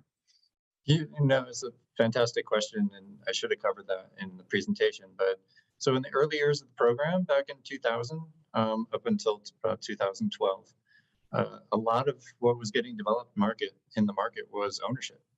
And so it's really easy to get a deed restricted permanent affordable unit because they just set aside one of those 1 or 2 or whatever percentage it is as permanently affordable. So we were getting quite a few, but then the market shifted to rental. And then that made it more complicated. It's very difficult to provide an affordable rental within an existing market rate project. So that's really, and again, it's all those factors that we talked about earlier that influence that shift. But a lot of how we get affordable housing is based on what's getting built at the time. Okay, great, thank you. And then my understanding is that what it is you're proposing, kind of what we set as a work plan priority back in January was really around trying to incentivize developers to build more affordable units, right? And so I think the things that you've laid out, I think Lauren's additions, in my mind, that's going to be moving us in that direction of what we set as the work plan priority. And I'm not saying that's going to fix it all, but we were very intentional back in January that we recognized that planning and development had undergone a lot of staffing transitions. They were really in a rebuilding phase and needed a little bit of time. And what I would be really curious to hear about, and this may be for our, I think you said November 11th discussion or 10th. What I would be really curious to hear is, are there things where if we as council were to decide we're just going to take the heat from the community on whatever change is being made, would that help things move faster, right? Is there anything there? So I would just be curious, are there things that you can punt to us to make them go a little bit faster if we're just willing to be the ones to be bold and stick our necks out or not? So that I think is a question for later, but back to the questions you asked us. Yes to what you're proposing, yes to the things that Lauren brought up as well. Thank you, Nicole. Matt? Oh, thanks, Lauren. I'm hoping to maybe put out a suggestion to sort of maybe either action oriented and sort of maybe pivot us in a particular way, if you don't mind, to maybe help sum up some of this. So one of the things I want to just maybe toss out to my colleagues is really thinking about perhaps, and I know we're touching on missing middle a little bit with regards to our conversation on the 10th. And I recognize that we're doing middle income discussions with regards to inclusionary housing here, and sort of they're related, but not. And so I think one of the challenges that almost many of us campaigned on a lot of this, so this might be part of clarity for the community, is without tucking our tail between our legs, there's, I think, maybe a capitulation that needs to kind of occur with regards to the aspirations to meet our desires for middle income housing, and maybe just pivot our overall policy objective away from that a little bit to really lay true to the true fabric that's in front of us, which is we just really don't have the real tools in front of us to substantively tackle middle income housing. And so to set the expectations up in the community that's not really a deliverable we're going to meet substantively. Whereas if we pivot our overall policy strategy to missing middle housing, that's a different set of tools and strategies that I'm confident will help lower the price floor of housing and get us some of the way there. So I want to just throw out, if we need to have a straw poll or if we need to have a not a 5, to really kind of pivot the general strategy in this sphere of missing middle income, which kind of get conflated with each other, certainly out in the community, and whether we need to make that pivot in a formal direction, because I'm a little worried that we think we're putting eggs in, that this is where everything's going to happen, is in this sphere for middle income. And I think we're hearing that it's not from a lack of great effort and creativity, but I think we might need to pivot our direction and just be more clear that we're going to do so. So hopefully that's not too ambiguous, but I wanted to maybe pose that to my colleagues. And I see Bob's hand up, so I don't know if he's going to colloquy or say it more succinctly than I could. Thanks, Matt. I think, I'm thinking about this too, and have been thinking about it in the framing of this meeting. And I also kind of want to throw out an alternative way we might look at this, which I guess I'm less sure that we need to change direction from Kurt's team and what they've been doing. But what I really am interested in is maybe bringing forward at the November 10th meeting, staff's arguments for why some of the things that I brought up in my hotline might make sense as part of the overall zoning adjustments, or if we could do those as part of this work plan item. To me, I'm not really clear yet on what those trade-offs are, or what they might look like in terms of timelines for both of these projects. And that's something I would be really interested in having more information on before finalizing a decision either way. Bob, do you want to address either of those things that Matt or I have brought up, or Yeah, I suggest something? I want to agree with both of you. I think you're saying similar things. I think, as Matt said, this is not a capitulation, but we did set for ourselves a goal of creating 3,500 units of middle-income housing in 2016, and my guess is, I didn't see the number, the memo, but my guess is it's a fraction of that, and at the current pace, it's going to be decades, if not centuries, before we get there. So let's acknowledge that there's a big difference between missing middle and middle income housing, and look at all the tools that we're about to talk about on November 10th around ADUs, around occupancy, around duplexes and triplexes. We got a lot of things that we need to talk about and prioritize for staff. We talked about these at the retreat, and staff wants some prioritization out of us in a couple of weeks, and that's great. And let's kind of acknowledge where we can move the needle, as Matt said, and really help people that are in middle income, and regardless of whether they're rentals, whether they're ownership, whatever they are, to be and stay in Boulder. I mean, I think we have a common goal of that. I think whether or not they're owners or not owners is almost a secondary question. I mean, yeah, it'd be great if they were owners, but the economics of that are really, really challenging. So let's make sure that people who want to be in Boulder, who work here, who happen to be in the middle income group, have opportunities, whatever those are, to live here. And I think that's really what we're going to talk about on November 10th. So I second Matt's suggestion that we really think deeply between now and November 10th and come prepared to that meeting with some prioritizations that will be tools that will truly move the needle more than we have over the last 6 years. Thank you, Bob. Nuria, would you like to? Yeah, this has been a fascinating conversation, actually. I find it really intriguing. And I would just say I would offer, first of all, I wanted to invite Brad to just make sure and affirm. I think we're hearing you, right? That at the next meeting in November 10th, there's a lot of things that involve PNDS, but this is one of the things that we want to make sure that by that meeting we have thought of and that we're bringing forward, and want to affirm with Brad that is something that he and his team is prepared to do. But I'll also say this, that one of the things I find really intriguing about the conversation is, rather than a capitulation, I find it more of a, as we have more data, as we see where we're going, we may see that this is not having the impact or achieving the outcomes we want. And maybe it's time to think about additional items or different items or switching gears. So I think it has been an entirely fascinating conversation, and not one of defeat, as much as we are trying and actually making really good headway here. But we actually want to see if there are other tools in the toolbox that may get us into different directions. And I think that's the ask in the conversation we've been hearing, as well as long as we're having a conversation about engagement and conversation of things that are interrelated, can we take advantage and leverage some of those at the same time?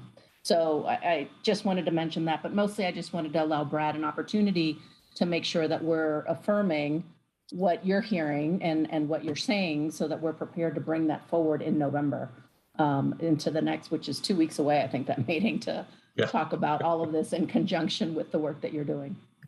Yeah, thanks, Nuria.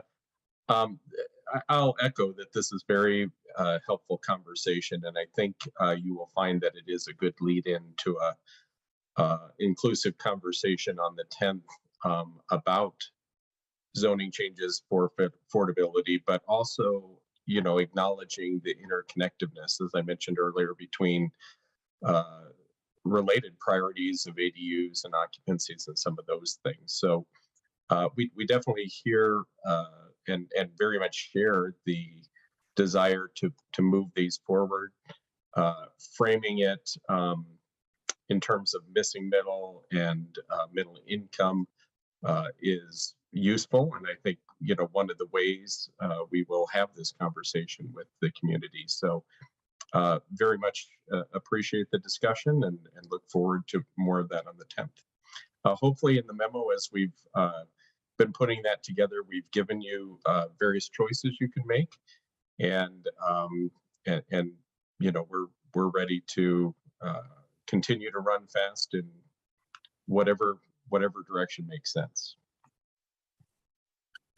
Thank you, Brad.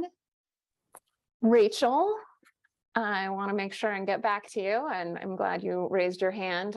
So I wanted to kind of see how this is fitting in with what you were thinking we might, you might request in terms of a nod of 5. Thanks. Thanks for that. So I continue to have concerns. Like, I'm looking at the meeting for November 10th, and it's work planning relating to site review criteria, use tables and standards, ADUs, affordable housing, occupancy, Boulder Junction Phase 2, and Area 3 Planning Reserve Urban Services Study. There's a lot in that meeting, and tonight what's up is middle income, and I think that, I mean, no disrespect to anybody in this whole city, but I think part of the reason it takes us 6 years and we don't finish things is because we push things off 2 weeks, and then we say we're going to come back to things, and then, like, for me, it's not really going to matter what I hear next week. Like, I know that I would like us to do outreach as part of middle income on missing middle. I would like to include that in the engagement that's being planned for this topic tonight, and so pushing it off to November 10th in terms of a nod of 5 asking if we want this to be part of that engagement, I don't think moves the needle forward in the way that I think, again, if we really want to make a difference for our community and to help people who need help with housing, I don't know why we delay weeks and then months, and the reason I brought up, like, this isn't going to happen on my tenure if we continue at this pace, is because you don't know what the next council is going to want to do, and how long they're going to want to relook at things. So I think it is important to have work plan items that are a 2-year work plan and that you get them done. And so I will again request that we do a nod of 5 to see who's interested in adding, for this engagement that we're talking about tonight, some specific missing middle while we're doing outreach to the community on the timeline that was expressed in that memo. Do we want to include some specific asks, as Lauren suggested in her memo, as Aaron alluded to? I think that Matt's getting at, and that I would request, like, do we want to do duplexes by right everywhere? Maybe deed restricted, maybe not. I would think that's part of the engagement. Do we want the parking minimums? Do we want the square footage that Lauren's talking about? And I'm going to forget the other 1 to 2. I'm sorry, I didn't memorize the list. They were all really good. So yeah, I would love a nod of 5 as part of this outreach. Do we want to include a couple of things that we're very confident, whatever else comes forward on November 10th, we would like to lift up to the community and be on schedule to accomplish that in this council.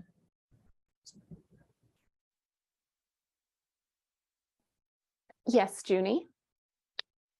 I welcome all the comments made by Rachel, but my question is how feasible to come back this quickly, and who are we trying to reach out to?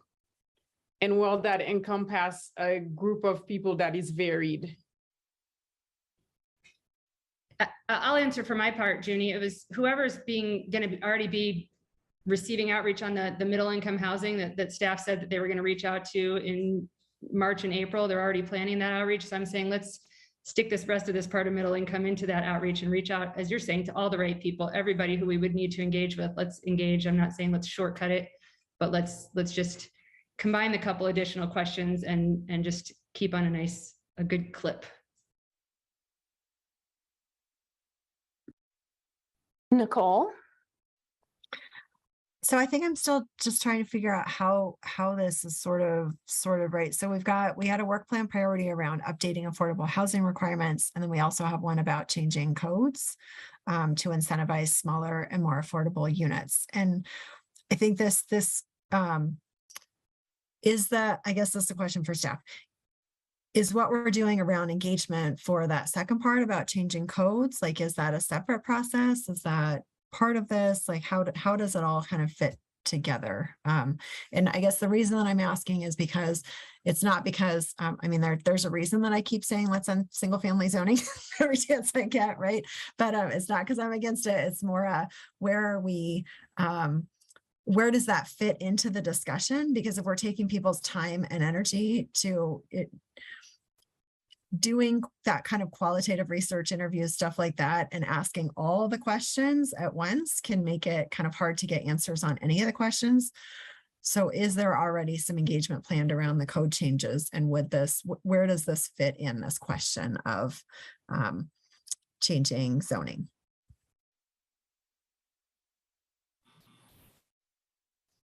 So I think that's a question for Brad. Unfortunately, again, as you're doing it, and I don't know, Brad, if part of that question is, it kind of depends on where the prioritization comes from in 2 weeks in terms of the timing. Although I also understand Rachel's request of, as long as you're going to do some engagement, could we also add this? And maybe that will be better informed, again, by the conversation we have in 2 weeks, because then we'll know exactly what we may engage on. But I don't want to put words in your mouth, and you may have a different process. No, if that's that's fundamentally correct. The engagement process around zoning for affordability is not laid out in terms of a time frame yet, because it plays with some of the other priorities. But of course, the question on the table could be one, and then we could back into that on the 10th. But it does relate to that as you ask, Nuria.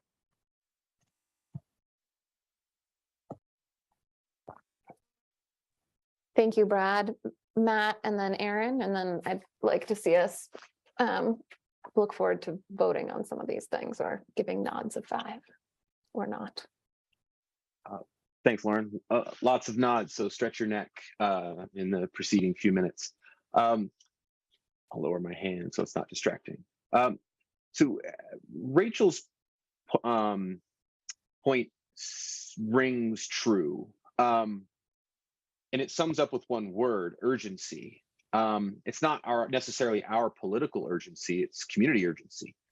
6 years in running and haven't moved the needle much. So it's, doing mostly the same stuff and expecting a different result. We know what that alludes to. So I think really, I think we have to lean into not being held hostage to some extent by copious engagement when we need to act urgently on some things. And I think we should consider moving faster on some of these things that are urgent needs for our community to unlock the potential. And at the end of the day, it's the 9 of us that own the consequences of the decisions we make regarding engagement.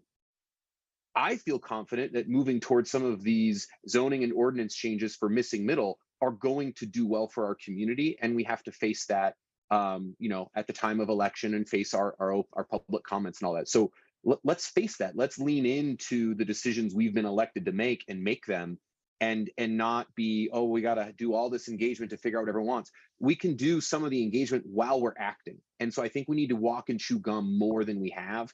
And so I like to sort of lean in where Rachel's going and say, let's just decide where we're going to go. And some of those may not work, but let's do the engagement while we're looking to implement those things and get those balls rolling. And I think that's what the community needs for us to do, because we're not helping anybody just sort of doing the slow roll here. So and so I really want to push the urgency here. So if there's a nod there, if there's another nod of 5, I think we're nod to 30s at this point. But that urgency is what rings true here, and we need to act without engagement holding this up. Thank you, Matt. Aaron? Yeah, just from a process standpoint, I think, to Rachel's point, I think we could make a commitment tonight to include some additional pieces in this process. Yep. But maybe we have, maybe have a detailed discussion on November 10th about what items to include, because I think I think we might benefit from some additional time in a larger context about talking about what things. But so just suggest that we make a commitment tonight per Rachel's request, but not have a limited list that we're confined to that we decide on tonight when maybe we haven't had time to fully vet that up to this point. Thank you, Aaron. And Mark? Yeah, I just want to make a brief comment to the extent that we seem to have a very variable concept of community engagement. We like it very much when we want to be engaged with the community, and when it's not suitable for our purposes, we are now looking to shorten engagement.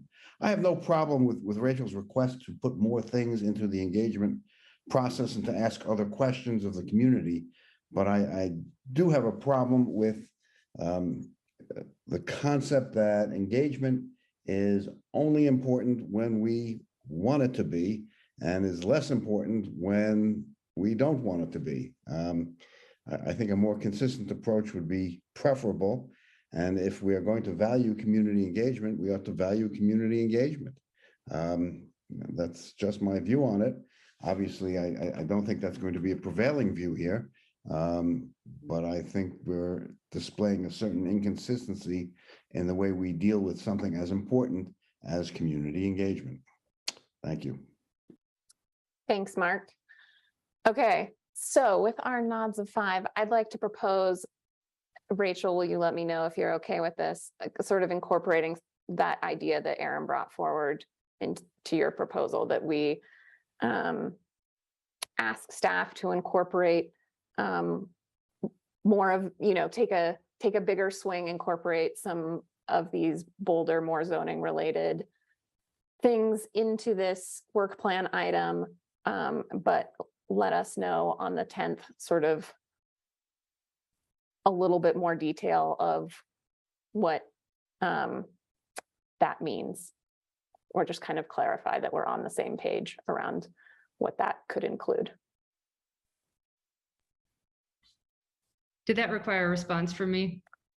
Yes. Does that work for you, or I'm not sure I followed. Would you like to rephrase that? I would love to rephrase it if I could. I'm not sure I followed it precisely. It is the concept that we would take we would have an unofficial vote, not a 5 tonight, to say we want to expand engagement on what we're doing on middle income inclusionary housing to also include some planning questions, some code questions that could include things like duplex, because I wanted to say it 10 more times tonight, and parking minimums and the Lauren list, and other things that staff may or may not suggest. Is that the concept? If so, I will do a disco dance in celebration. Yes. All right. Can I ask a clarifying question about that motion? Yes. Sorry, I just poked in and I saw Nicole's hand up, so I don't know if I jumped Nicole's hand. So It was mind if I just same okay. time. Go for it. All right, sounds good. So clarifying question is, would adding this to the outreach allow for us to, like I said, walk and chew gum, where staff can start to actually scope these issues out? Like, let's, while we're engagement, actually start to formulate these things rather than waiting for the engagement to finish before we start the work. I think if we can do both, we can get our time frame in a better spot. The outreach may inform us which ones we jettison, perhaps, but I'd like to make sure that we're starting some of the work on these while we are engaging, not in chronological order, but working side by side. So Brad and others, if they want to comment, I'll let you do that. And I think what we hear you, right, like how do we do things concurrently instead of consecutively? I think that's important. I think for at least my point of view, it's certainly we can, but it'll depend on which of those things we're doing. And that's the conversation we're about to have in November, because in November, hopefully we have that prioritization and which things come first. And that will help us really figure out what type of engagement actually can be leveraged and layered and done at the same time. And that's why that conversation is critical. That may be fine. That's 2 weeks away. I won't be here for that conversation. But I just want to make sure that when we embark on the engagement, we're not waiting on engagement to start the work. So once we define the list of 5 at the 10th, that's great. But let's start working on them while we engage. I just want to know that we can do this in parallel, Brad, versus if we're doing it concurrently. I just want to set up the expectations of what we're actually going to give a nod of 5 to here. Yeah, maybe another way I can kind of describe in any project is it's made up of component parts, and engagement is one, research might be another, actual writing of code and vetting it with the attorney's office might be another, mapping might be another. So we, with all projects, kind of can move bits and pieces those forward on different timelines, and typically are doing many parts of those concurrently. But at the same time, there'll be some discussion, as we've alluded to on the 10th, about those, again, council preferences on some of those elements. But we definitely have a mindset of moving all the pieces forward, concurrently, as opposed to necessarily consecutively. Thank you, Brad. Nicole? Yeah, I'm sorry. I think my brain is really slow tonight. So I'm still just trying to understand. Are we trying to expedite the part of our work plan that was about changing the codes? Is that what we're trying to do?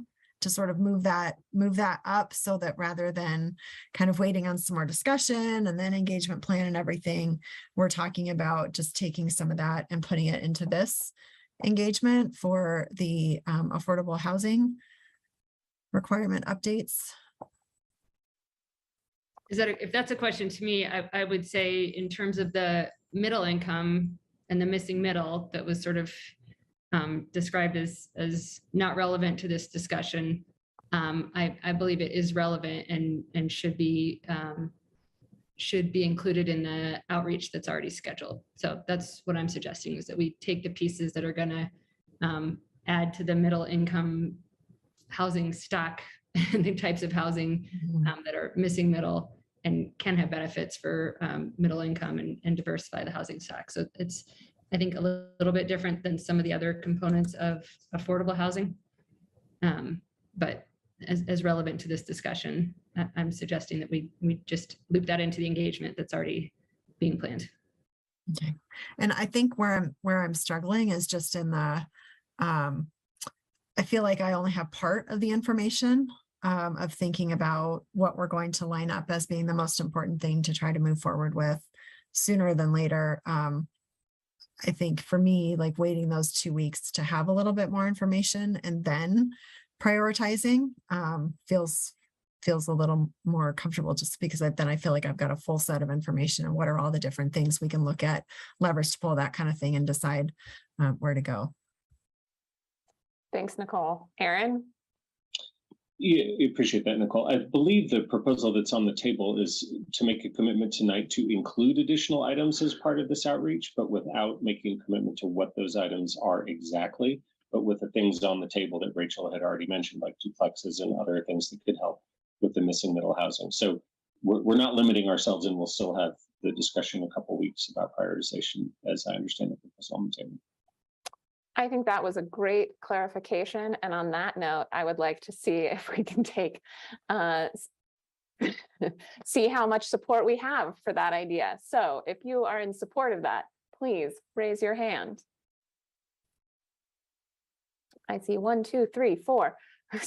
Tara's trying to cheat with 2 hands. 5, 6, Mark, 7. Okay, 9, all in favor. Unanimous. That was great. I'm glad we got there. Matt, you also had a proposal that you were looking for a nod of 5 on. Do you still want us to do that? I mean, I think there's some redundancy and overlap with what Rachel was doing, and it may not be here, and it may be a conversation to have with Carl Castillo, to be frank. But I think we need to have a general policy discussion of what direction are we heading with regards to this section of housing and where are we putting our eggs. I don't know if that's here or not. We could do a not a 5. I'm not sure what purpose it's going to serve, but I don't think we have the right policy direction for the goals and the needs of our community with regards to missing middle income. So the problem persists unless someone has a different way of framing that.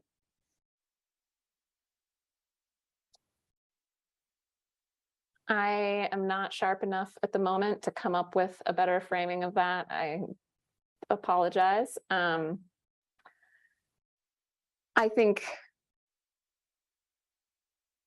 I feel like we've discussed this pretty thoroughly at this point, and unless anyone has anything else that they would like us to address before we move on, I would like to propose that we end this topic and move on to our next one.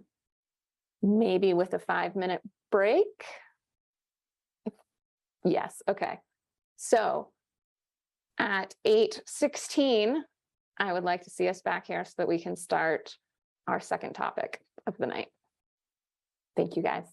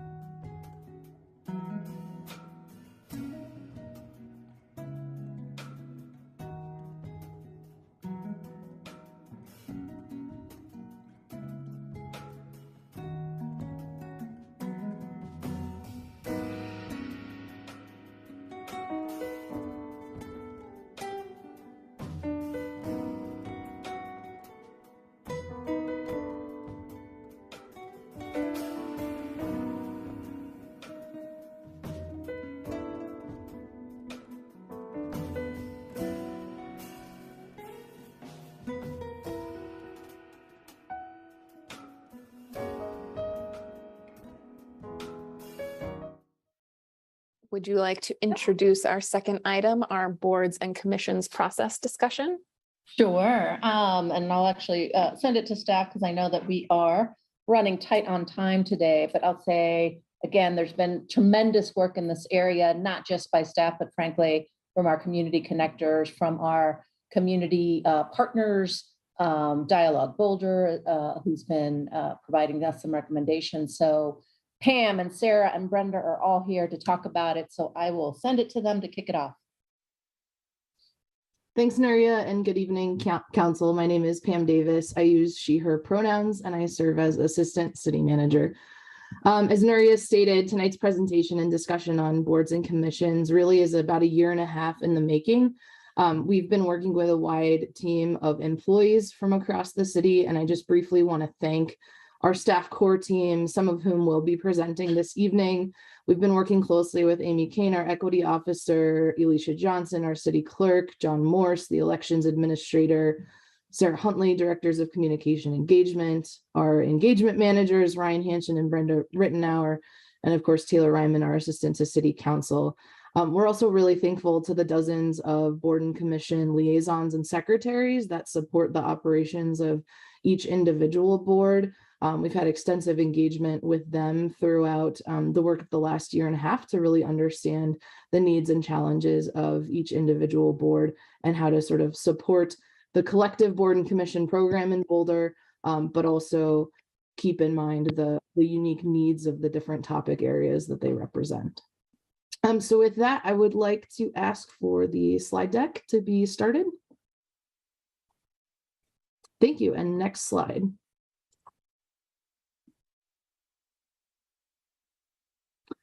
So this evening's flow, we hope that you had a chance to kind of thoroughly review the memo and attachments, because what became clear to us as we were putting this together is the universe of Boulder's boards and commissions have a considerable number of interrelated parts, a large number of stakeholders within the city organization and the community.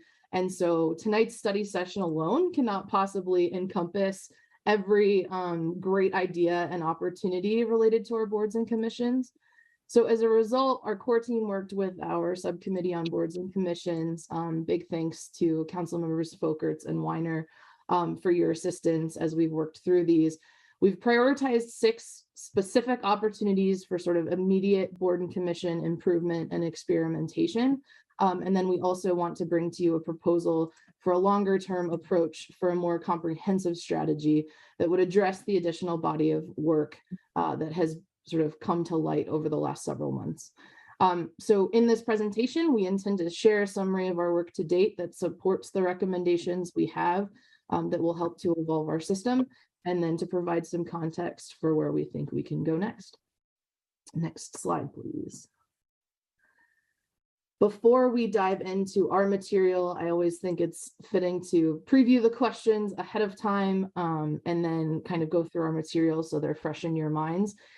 You will see more questions than you normally receive in a study session. And part of that is we have kind of a balance again between some acute improvements we think we can make with your support, along with kind of a longer term strategy consideration. So you will see before you, the questions have been really grouped based on sort of the framing of the topics. And so this first set of questions that you'll receive really relate to immediate process considerations that having your direction tonight will help us ensure a smooth and continually improved recruitment selection for the 2023 board and commission process.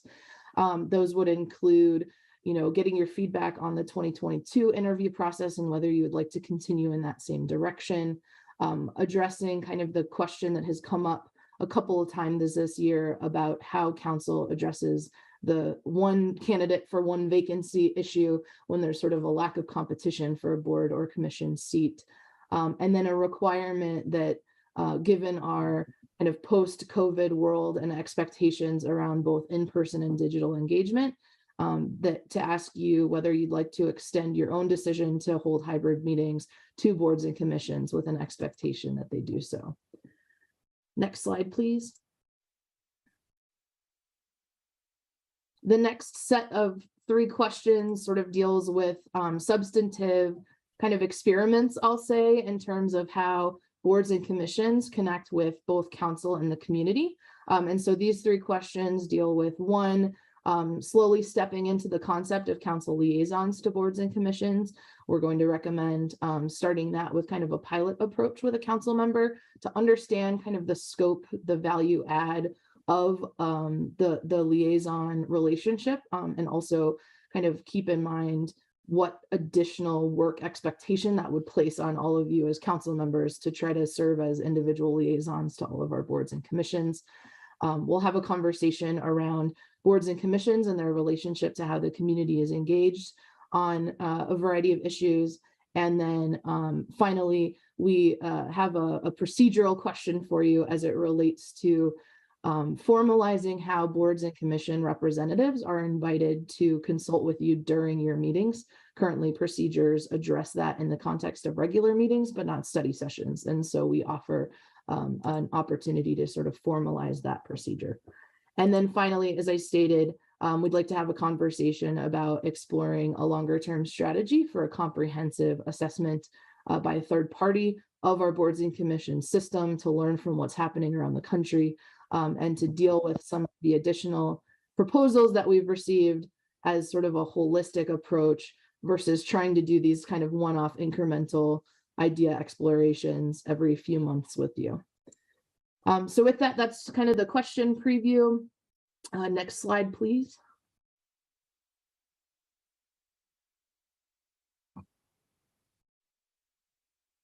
Oh, one more slide. Thank you. So just to ground you all again in the background of this kind of recent 18 months or so of work around boards and commissions from a staff perspective, while over the last couple of years, we have received a great variety of inputs and events that have fueled the ongoing conversation around boards and commissions. We really see the impetus for the initial formation of our staff core team, and a lot of the work that we'll talk about tonight comes from the adoption of our racial equity plan in February of 2021. Goal number 5, as you see on the slide, called for us as a city to examine the barriers and opportunities available to service on boards and commissions, and really explore how we enhance the inclusiveness and provide equitable access to service. And so while that goal language is fairly simple, what is behind that and the conversation that has been occurring on our team is that to successfully enhance these opportunities and to increase diversity among board and commission members, we have to really examine all of the practices and structures in place. So this ranges from how we recruit, how we create inclusive environments and a spirit of belonging on individual boards and commissions, and ensuring that service to our city is not dependent on one's identity or ability or economic means. Issues around enhancing the direct impact of boards and commissions service on the overall progress of the city. So essentially, what's the value proposition of being a board or commission member for Boulder in the first place? And so again, behind that simply stated goal in our racial equity plan is sort of a vast range of effort that our team has been working through. Next slide, please. So with that as sort of a grounding, again, we've had significant effort underway from engagement with different groups on boards and commissions, process improvements on how we select boards and commission members, how we conduct meetings, and internal development work on internal diversity, equity, and inclusion principles in how our business is conducted. I'm going to now invite a couple of members of our core team to sort of highlight the work within our umbrella that they have really spearheaded around boards and commissions. And so the first team member I'd like to turn to sort of address those first 3 components that you see is Sarah Huntley, our communications director. Good evening, Council. My name is Sarah Huntley. I'm the Director of Communication and Engagement for the city, and I'm pleased to be able to share with you tonight a little bit of information and background on some of the sources of feedback that we have received on board and commission improvements beyond the staff effort that has occurred. This has really been an area of focus for many folks in our community, as well as some folks specifically on council and staff. And want to just summarize a little bit of where some of the feedback has come from. So as you all know, you created a council subcommittee on engagement. That is actually the shorthand for the full council subcommittee's name, which is the Council Subcommittee on Engagement and Creating Welcoming Spaces, Council Spaces, or something to that effect. But we call it the Engagement Subcommittee because it's a lot shorter. And for the last couple of years, council members Bob Yates and Mayor Pro Tem Rachel Friend have served on that subcommittee. And we've talked about a whole lot of improvements, and some of them have been related to boards and commissions. And I want to just sort of frame up a little bit how my team views boards and commissions. So really, boards and commissions are a form, we consider it to be a form of engagement, right? These are volunteer community members who are choosing to engage with the city around specific topics with a whole lot of time, energy, and granularity. So it is really an ultimate form of engagement. So that is why at various points in time, the Council Subcommittee on Engagement has talked about boards and commissions. They've tried to, because there is also a Council Subcommittee on Boards and Commissions, I think it is fair to say that we have tried to sort of distinguish between logistics, process improvement, and consistency of how boards are run, and leave that to the Boards and Commissions Subcommittee, and instead talk about ways in which community members might wish to be engaging at boards and commissions. So there's been some conversation at that level. And if you have questions about that, I'm sure that Bob and Rachel could give you a sense of the types of conversations we've had. The second group of source of feedback has come from a group in Boulder called Dialogue Boulder. And this is a group of interested community members. They've been meeting virtually since January 2021 and they started like themselves. This wasn't a city started group. These are passionate community members who came together to discuss, frame problems, and suggest directions for possible solutions concerning boards and commissions and public engagement, and sort of a mix of both those things. They asked me to share with you tonight that participants in Dialogue Boulder represent a cross-section of the public, reflecting a diversity of age, gender, ethnicity, and economic resources. It's especially varied in the group is especially varied in its views on local issues, but unified in a desire for better communication among city council staff, boards and commissions, and the community. Dialogue Boulder's members, many of whom had never spoken to each other before, and are often across the aisle on different political work together with mutual respect. The recommendations they made, which were numerous, were reached with full consensus and were only made after full consensus was retained. The problem-solving mode utilized by Dialogue Boulder could serve as a successful model to address other city and local issues. I will note that Judy Nog, who's been a significant leader of this work, is in the audience tonight as an attendee and is available should there be questions about Dialogue Boulder's work. The other important area where we've been able to gain feedback is from our community connectors and residents. So I know you're very familiar with this program, and I would want to say that they've only begun to scratch the surface of their feedback in this area. But in some initial preliminary conversations, they were able to really lift some suggestions for process improvements that are designed to address some of those barriers. And so you will note in the appendix that's attached to this memo, there's a very comprehensive list of all of the great recommendations that have come to our attention, and as well as a little indicator of where they came from. That's not to suggest that any recommendation is any more valued than others. We just wanted you to get a sense of where these are originating from. And as we talked about tonight already, the ones we're lifting today are either the ones staff thinks are most actionable right away, or in some cases, particularly in Dialogue Boulder, represents at least one or two of their highest priority items as they've identified to us. Also want to point out that in the appendix, there's a long list of recommendations from all three of these groups that are already being acted on that we didn't feel like needed to come to council's attention. They were things that staff had within its purview and capacity to make immediate changes on. So I want to personally thank all of these folks who are participating, particularly from the community, for their time and energy on this issue. And if we do move in the direction of having a more comprehensive independent study, I would love to continue to involve them. Also want to point out that in terms of community connectors and residents, we do have Lenora Cooper here. She's one of the community connectors to answer questions as well. And I think both Judy and Lenora have been waiting very patiently through the rest of the previous conversation and would welcome an opportunity to answer any questions you might have. And with that, I'm going to stop talking and pass over to my colleague, Alicia Johnson.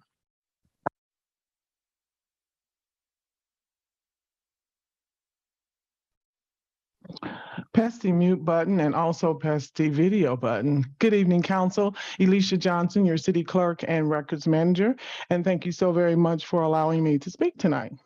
I wanted to just give a basic outline on the work and accomplishments that we have obtained in regards to the recruitment and selection process improvements, and also the evolution of the boards and commissions meeting logistics.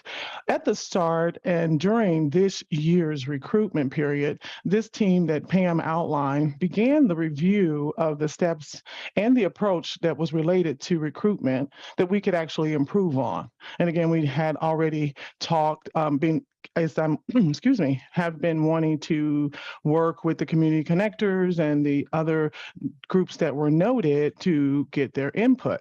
So based on the subcommittee, and thank you again, Council Subcommittee, for your input and patience with us as we work through that, and also various council feedback that we gained through meetings and in exchanges, the city began a test for a new method to the boards and commissions interview and selection process. So we also want to highlight for you tonight that we piloted a program with the HRC board and commission, board, and they actually offered the first time application in Spanish language. So that in itself was a big accomplishment. And so the second thing we wanted to highlight was we gave individual applicants the opportunity to select their own interview time for a direct conversation that was relevant, to the board or commission they were applying for. And they had the opportunity again to ask those questions to staff and at least one council liaison. And that proven to be very important to the applicants as they were trying to obtain information on, what exactly that service included. So we had a total of 116 interviews, and they were conducted virtually through Zoom. And again, this was the first time we actually did the interviews virtually, and it was also the first time that we did an interview in Spanish with interpreters. So interviewees were then provided their interview questions in advance, which proven to be good as well for the interviewees, because it gave them an opportunity to be better prepared and be more engaging and comfortable during the interview process.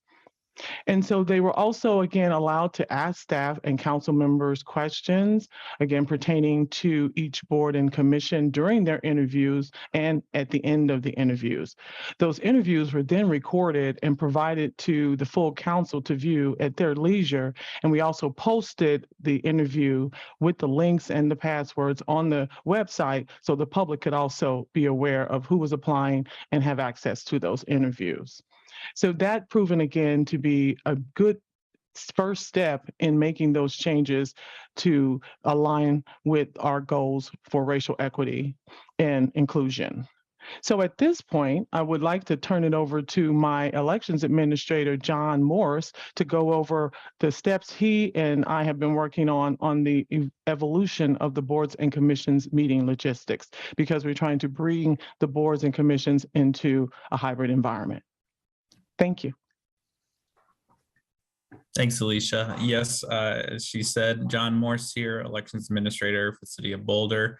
Going to walk through where we're at in our hybrid meetings. So our boards and commissions have followed the lead of City Council on moving into this new format of in-person and virtual meetings. It was a big group effort among a lot of our departments in planning this. Started back in March, and we were making a lot of headway. And then, of course, as we all know, COVID threw a wrench in things and kind of made us hit the brakes a little bit. But we got back on the horse. We've been working on this at the end of the summer up till now. And so we currently have 3 rooms right now that are available for our boards and commissions to start their meetings. Things we were taking into considerations with these rooms were our technology, public accessibility, parking, and comfort for our members. And then the expectation too is to have a few more spaces become available to meet as we get some equipment in and are able to set that up. When we went about this planning process for our hybrid meetings, we thought it would be best or most prudent to have 2 pilots begin the process to kind of have some lessons learned and takeaways. And so our Arts Commission met in their first hybrid meeting in September, and then we've had our Open Space Board of Trustees meet this month. Had some great feedback from them. We've heard that the members on the boards were really happy and excited to be back in person. And with that, we have trained up all of our other boards and commissions on the new technology and the new meeting spaces. And then the guidance we've given them now is that in November and December to start conducting their hybrid meetings before the end of the year. So with that, I will pass it off to Brenda. Thank you, John. I'm excited to get to join you tonight to talk about the DEI workshops that we have collaborated with all of our staff members who are working directly with boards and commissions. So those are our staff liaisons, many of whom are directors and high-level managers in the organization, and also those who sit in the role of board secretary, who are really the folks who handle all of the logistics to make those meetings happen. So starting in March of 2022, this board and commissions project team members that you're meeting tonight and the others on our core group, as well as those folks I just mentioned who support boards and commissions, worked with a consulting team called a consultant from iProject LLC to create a series of workshops and participate in those workshops to enhance diversity, equity, and inclusion and belonging. The word cloud that you're seeing before you offers a peek at the many terms that we explored through that process. Our leading consultant, Angela Davis, who really has just a ton of experience and knowledge in this area and worked with the city on our bias and microaggression training curriculum. She worked with this core team to plan and host 3 2-part workshops across the course of the year, a total of 24 hours of training. Toward the goal of creating a diversity, equity, and inclusion blueprint for boards and commissions. As Pam mentioned, in looking at the racial equity plan goals related to boards and commissions diversity, we realized that before we start intentional recruitment in communities that have been historically included, and with folks who have a lot of demands for their time and their talents, we need to take an honest look at the climates and cultures of our boards and commissions and support them in being a valued and valuable service experience for community members. So our first 2 sessions focused on inclusion and belonging, really leaning into words that staff is familiar with and has been using for many years, productive atmospheres and psychological safety. The goal really is to encourage full-hearted participation from everyone who is in these spaces, including the members, staff, and the community attendees.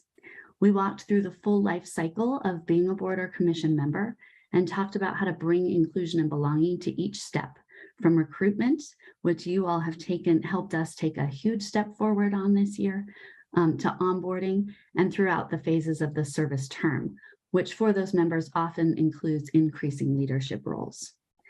In July, sessions 3 and 4 focused on creating a diversity blueprint for each board and commission. The workshop participants explored their own intersectional identities and what they knew of the identities of their current members, and worked in small groups to understand what qualities in a candidate would add to their culture, rather than the traditional culture fit model that can lead to a less diverse group. The final 2 sessions in September illuminated past and present inequities in America, particularly related to political structures and policies. The recent pilot process improvements of the Human Relations Commission, who are in the process of fully supporting a primarily Spanish-speaking commission member. Those pilots and process improvements were lifted to help folks really understand what walking the walk of equity means in these situations. And staff teams work together to continue to finalize their own plans for innovation.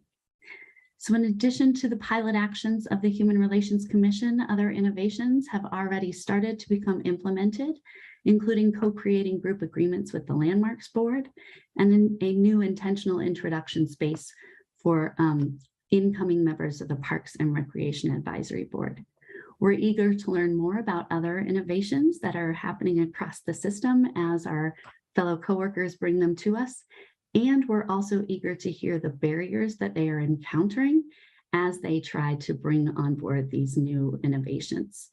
One item we spent time on during the workshops that is of particular interest to you all is how to bring you into this work as the folks who do the appointment part of that life cycle. And so we are considering that as part of our next steps in this work.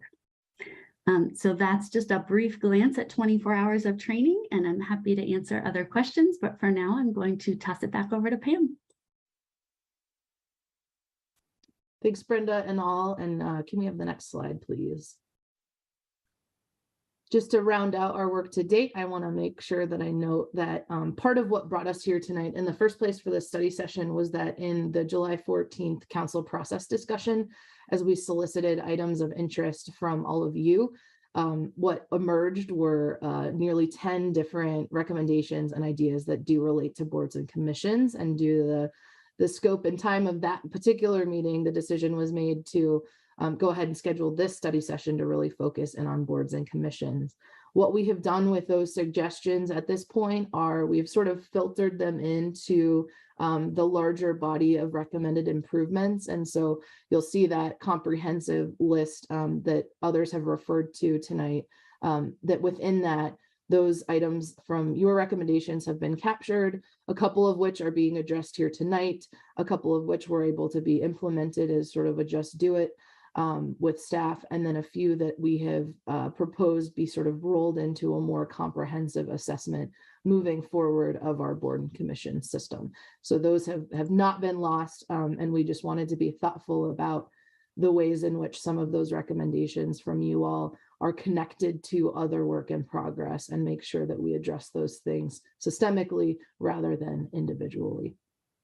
Next slide, please. So briefly, I will sort of overview our recommended next steps from the board and commission core team and as discussed with our subcommittee on boards and commissions, and then really turn it over to you all to address these 7 questions that we have outlined.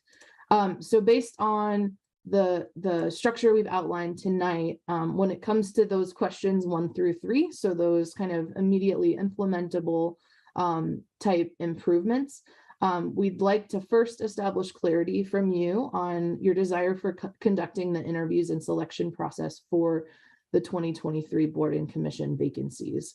You heard a great description from Elisha related to sort of how the process went in 2022.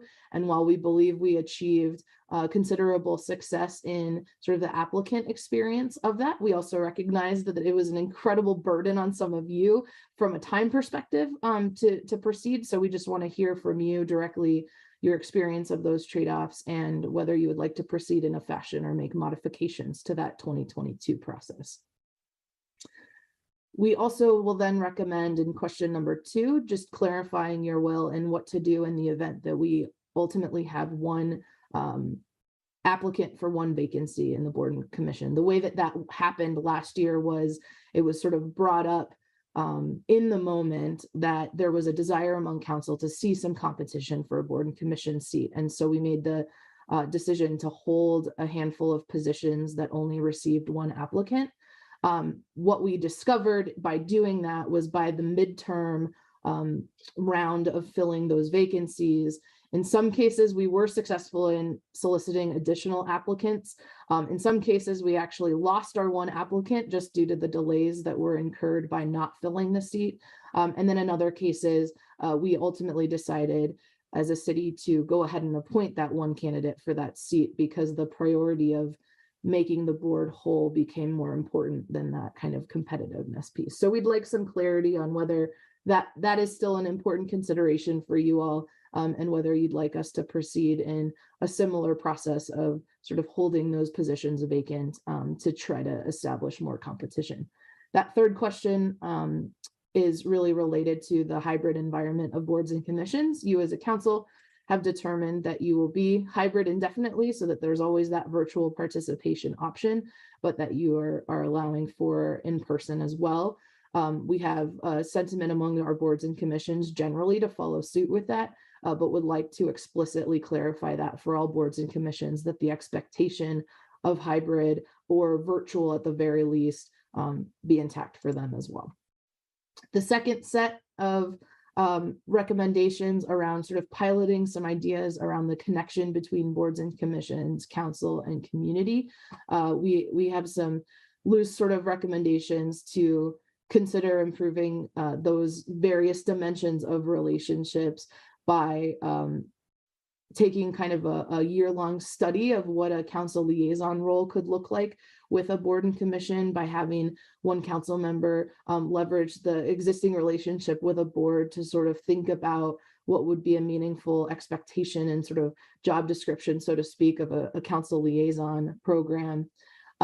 We then want to move on to discussing kind of the board and commission's relationship to the community. So as boards and commissions are advising the city on various issues, are they themselves also in a position to experiment with forms of community engagement themselves on behalf of the city to help inform a council discussion?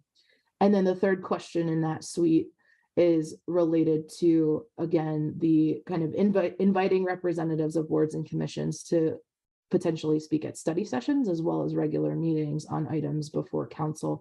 And that really is a bit more of a procedural codifying council's approach to how CAC or council members request a board and commission representative to speak on a particular issue in that study session environment. Finally, question 7 is sort of the big one. And so I want to kind of take some time to describe a little bit of our thought process around this. This is sort of not an example of just wanting to throw a consultant at a hard problem, but really we think that there's a strong justification for leveraging an outside resource in the case of looking at this larger universe of more complicated changes to our board and commission system. The part of the justification is we know from talking to peers across the country, many cities are experiencing the same challenges and opportunities that we are with boards and commissions. The board and commission model is one that has been around for a very long time, and folks are really starting to rethink how the kind of pathway to public service in that realm works in an environment where we have much wider open eyes about barriers to service in that regard. And so we'd like to have a third party that has experience in this conversation broadly to leverage their knowledge to help kind of inform what Boulder might consider and try on as a fit for our community. We also think that a consultant really would have an opportunity to look at our system with fresh eyes and sort of an objective approach to stakeholder engagement. What the groups that you heard reference in our presentation tonight really scratched the surface of all of the different people who sort of have a stake in the work of boards and commissions, people who have served previously, people who are not considering board service because of a barrier we don't yet know fully about. And so we think that having that kind of objective third-party approach to engaging those stakeholders, to putting fresh eyes on our system, and not have that work driven by sort of the same folks that have been enmeshed in our system for so long, would be incredibly helpful to us. Finally, a very kind of tactical concern around staff capacity. You've seen all of us present here tonight, and I will note that while all of us have a role to play in boards and commissions, there's another 20 plus folks in the city that also touch boards and commissions, and there's really no one fully staffed position whose job it is to do this work. And so from a capacity perspective, we can certainly continue to do incremental improvements as a cross-departmental staff team, but we think going ahead and resourcing an assessment from a third party would give us the opportunity to move more quickly and more comprehensively in this effort.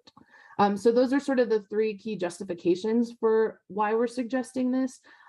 As we've sort of thought about what would this start to look like, certainly we would have to refine a scope and kind of ensure that it covers what we need. But generally what we're thinking about is that embarking on a project this way would, the expectation would be that the third party would engage board and commission stakeholders to compile additional feedback. We've heard from some voices in the community, but not probably the full scope of who we need to hear from.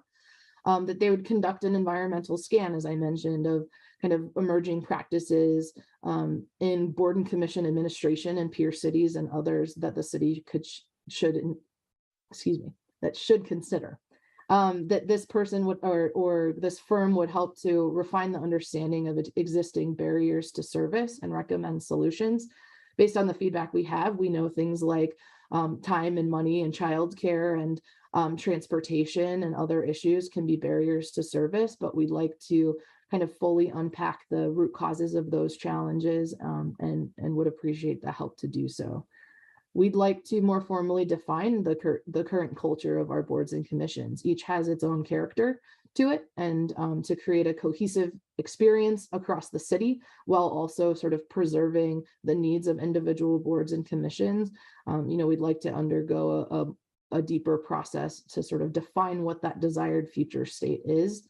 And then ultimately to make recommendations so that we can sustainably enhance inclusion and belonging across all of our boards and commissions and equity to accessing those roles in the first place. And you'll note in the memo, and for those listening at home who maybe didn't get as thorough of a look at it, we anticipate that a third-party assessment would include sort of structural recommendations. So do we have the right number of boards with the right scopes that are serving necessary purpose? That do we have the role clarity recommendations of what do boards and commissions do versus what does council do versus sort of general community engagement? Any remaining kind of logistics and process recommendations as well. So with all that, and I think the slide got ahead of me a little bit, that's totally fine. Councilmember Folkerts, I would turn to you for kind of the facilitation of these questions, and Elisha has placed the questions also in the chat. So if you'd prefer to take the slide down to see each other while you discuss, you are more than welcome to do so. Thank you, Pam and Sarah and Alicia and John and Brenda. I think, you guys did a really great job of showing us a brief overview of sort of the tip of the iceberg and all of the complicated things that go on behind the scenes and making our boards and commissions work better. Thank you very much. I did want to maybe start with any questions council might have for our community connectors or Dialogue Boulder representative. It is late and I appreciate them sticking with us. I also wanted to maybe give them an opportunity to share with us anything they would like to highlight or let us know as we consider the questions that staff has laid out for us. So let us start with questions from council. Rachel. I do have a couple I was going to ask the community connectors, and I think is Lenora the connector who's on the line? And I want to think. Yes. Yes. If I've got the right name, and Judy for being here. I know it's been a long meeting. Thank you both. But my questions are sort of questions about the questions for Lenora. So I don't know if she's got answers to sort of how the community connectors feel about each of these questions. I'm happy to just tee that up. I have some thoughts on how I want to answer a couple and kind of wanted your feedback from the connectors perspective before I answered. So I understood that. So maybe an open invitation. And if you don't hit on the two that I was specifically wondering about, I'm happy to ask a follow-up. Does that make sense? Absolutely. So I'll answer the question as I understood it. So hi, everyone. Thank you so much for inviting the connectors to be here tonight, represented by me. And welcome back, Mr. Mayor. So again, my name is Lenora Cooper, and I've been with the Connector program since April of 2020.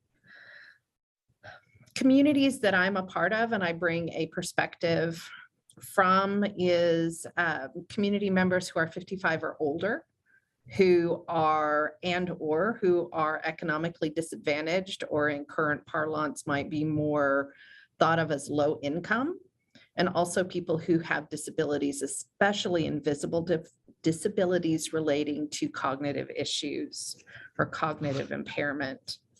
So I understood your question, Rachel, to be what do the community connectors see as major barriers to engagement? Is that correct? That's a fine one to answer. Yes, in the chat, there's 7 questions that are teed up for council to answer tonight. As an example, one is, do we support sort of carrying on with the way that we did boards and commissions recruitment last year? And I have some concerns around it, but I was wondering, do the community connectors have concerns? Did you all talk through that process, or for the questions that are teed up for us, do you have feedback from the community connectors on those specific questions? So I don't have access to the chat, so I can give a high-level view of the things that we were discussing. Okay. And it is, it's twofold. Well, it's much more fold than that. But first of all, it's just the general access to finding out when and how the application process works, just to know about it. Frequently, this information does not filter down to the communities that are being sought. And then once that knowledge is disseminated and received, there are so many barriers to participation, many of which have already been mentioned, such as childcare, transportation, the technology gap, and more. And equally important with that are the barriers to welcome and to feeling like the contribution is meaningful. And one of the things that we want to avoid is the feeling of tokenism. That is really, really critical. Because there's the covert and the overt barriers to access to participation for all of the communities that community connectors represent. And we just want to highlight, and I know that you're aware, but I'm going to say it again for the people in the back, that the city is missing out on a tremendous amount of wisdom, knowledge, and perspective that would be so incredibly valuable that the community members that our groups represent can provide. Did that answer adequately your question? Super helpful. Thank you so much. And if there's anything you'd like to add that you want us to take into account as we're having this discussion, I would also just invite you to share whatever else you might be prepared for. Thank you. I do have a list. I promise not to read the whole thing. But some of the things that we wanted to really highlight was the critical need for interpretation, not only for non-native English speakers, but also for community members who are deaf. Frequently, people who have adult onset hard of hearing do not know ASL. And so for them to participate, they either need closed captioning or other accessibility is imperative. And another one that we really wanted to highlight is the necessity for the city and council to prioritize this and to fund it, so that this isn't just a nice idea that we talk about. The ideas that we have proposed, again, in the sheet that I am not reading to you its entirety, all require capital investment. And so this is a really strong call to action for the city in their budget to put their money where their mouth is.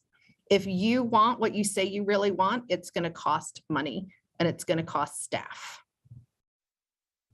Thanks for that. I don't know if we've received the list that's in your hand. That I understand it's hard to go through a whole page during a meeting like this, but if you haven't given it to Brenda or Sarah or sent it into council, I would invite you to do that. My understanding is that it's in a different form. It's in your packet, and then I can ask Ryan to send out this particular form because it's condensed and it's really accessible. It's like this. Oh, and by the way, this. So yes, we will get that to you. Thanks so much. I appreciate it. My pleasure. Yes, and I'd love to draw your attention. So the attachment A in your packet is the sort of comprehensive list of all suggestions that Sarah referred to that's denoted by source. So you'll see a small CC behind anything that was recommended by our community connectors and residents. And they have been sort of filtered in those categories of, we've already started working on it. We'd sort of like to start working on it, or we'd like this to be a part of a greater assessment package. I think particularly the budget implications of resourcing all of these great ideas is something that we'd like to bring back to you holistically following that assessment. Oh, just one final thing that I do want to put in is that we are certainly not opposed to having a third-party outside consultant come in. We do want to emphasize the additional importance of the weight of the people that are living this experience every day, and that continue to be included and valued and prioritized. Thanks, Lenora. And thanks, Pam, for the presentation. I forgot to say that, and everyone else who participated. That's all I got, Lauren. Thank you, Rachel. Does anyone else have any other questions for either Lenora with our community connectors or Judy with Dialogue Boulder? Yes, Junie. Just have a question about number 6, the part about allowing board members to participate at the discretion of the CAC. And I wonder, did you stakehold the portion of maybe also if a board chair with the discretion of the board, they wanted to weigh in on certain issues, like for instance, housing and have? So my understanding would be in this sort of procedural change would be if that interest were there, it would be surfaced to the staff liaison, which would then be brought to CAC as part of the package for that item to sort of make that final determination. But if there are others who would also like to chime in to make sure I was right on that, please feel free. Okay, sounds like I did okay. Okay, and I'd like to make sure that we give Judy the time to address sort of the same question that Lenora got to address for if there's anything you'd like to share that to highlight or let us know as we consider these questions that staff has laid out. Sure. Hi, I'm Judy Nog with Dialogue Boulder, and thank you so much for doing this. It's an issue that's I think really going to help all the way around. But I first want to address what Junie mentioned, her number 6, and that was something we discussed a lot. And what we had in mind was broader. It's that it was more of any topic that that touches on something that a board or commission has a lot of information on, that they be invited. But we're happy enough as a starting point with what you have. We're not taking issue with any of these. We think it's great, and you've done so much. What I wanted to say is this is a group of people that I would say a good 60% of the people in Dialogue Boulder did not like each other before we started getting together. And then when they were questioned about it, they never had actually talked to each other. They just had different opposing views and had decided they didn't like each other. So actually people talking can make such a big difference. So that was the first point I wanted to make. The second point is, I think all of these are great, and we do not have an opinion on whether or not you should go to outside consultation or not.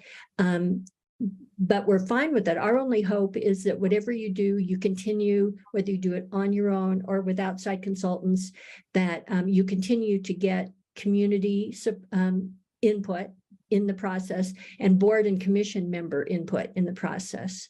The one other thing I'd like to say is when we first started, our interest was in really making life easier for city council, for staff, although this process of getting there does take a lot of time, but we felt that the staff was getting a lot of criticism that could have been mitigated and never gotten to that point by changing policies and procedures, and make a difference for board and commissions, more access, more people getting on boards and commissions, but also the work being more meaningful. So you really are more invested in what you're doing. And then for the community, of course. So the one we were most interested in, one of these, number 3, we spent a lot of time really wanting the hybrid possibility, or virtual, if that's how it goes, because we really felt that provided more access to more people. And again, when I say 100%, it was consensus was 100%. It wasn't just what the majority agreed on. We had to have everyone agree on, or we didn't put it forward. And we talked to lots of community members and board and commission people to get their input. So thank you so much.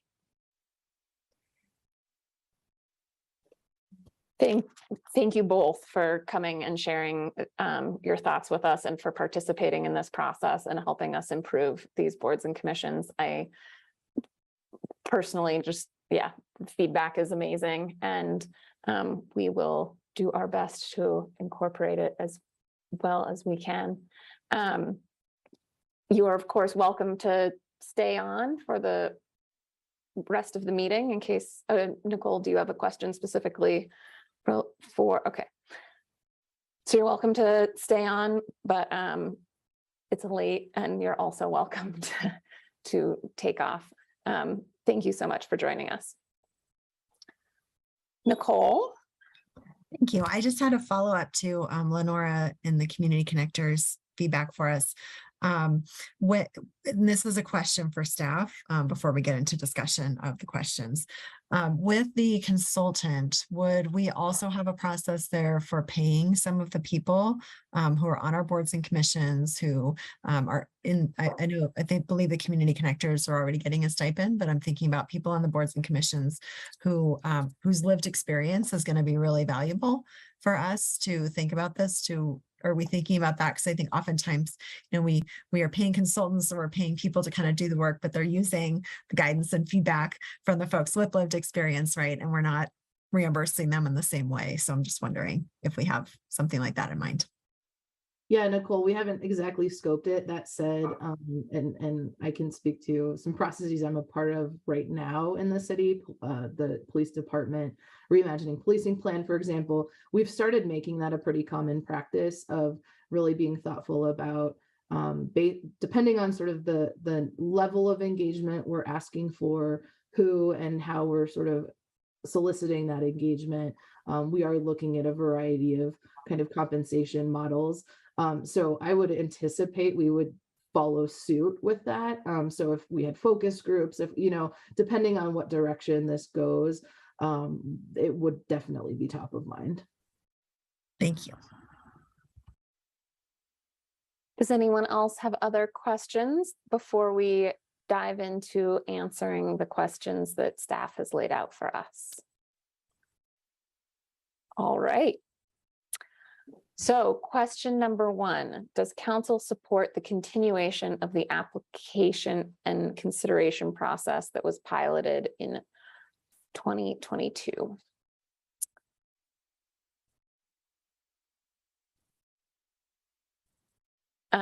So yeah, would we like to start a discussion? I think I'd like to encourage, to the extent that we can, maybe having a strong, like, maybe we start with the in favor argument and then go to the, not in favor argument and then vote, to try and move through this more quickly. So any chance Aaron and Nicole, you're both going to try and make an argument in favor? Or no? Yes, okay. Aaron? Nicole, you go first. I'll go next. It's fine, Aaron. We tied. If you want to go first, please do. Okay. Yeah, I liked it. I liked being able to watch offline. That was nice. I know the sketch. Oh, Nicole, it seems like your audio is cutting out a little bit. Maybe turning off your video might help, or we might have just lost your connection completely. Sorry, it's been a little flaky tonight. I don't know. I couldn't hear the majority of that. Okay. Sorry. Okay, let me try again. So I liked the one-on-one format of the interviews. I liked the aspect of being able to watch them on my own time. That was a little bit easier for the ones that I wasn't a part of. And what I was curious about is, did we get any feedback from the applicants on what they thought of the process? Because I'd be curious about that as well. But in general, I'm supportive of trying it again for another year.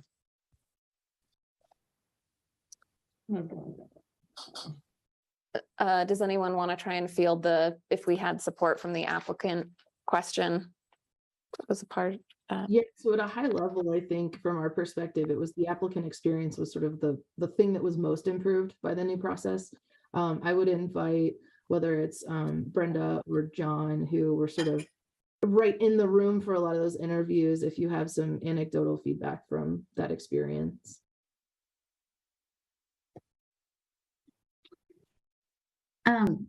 Yeah, I mean, I will share that I feel like the attendees, it made a world of difference to have one-on-one time with you, as opposed to the previous model of being in a group interview. I also think that that there was a lot more opportunity to get to know them as individuals potentially.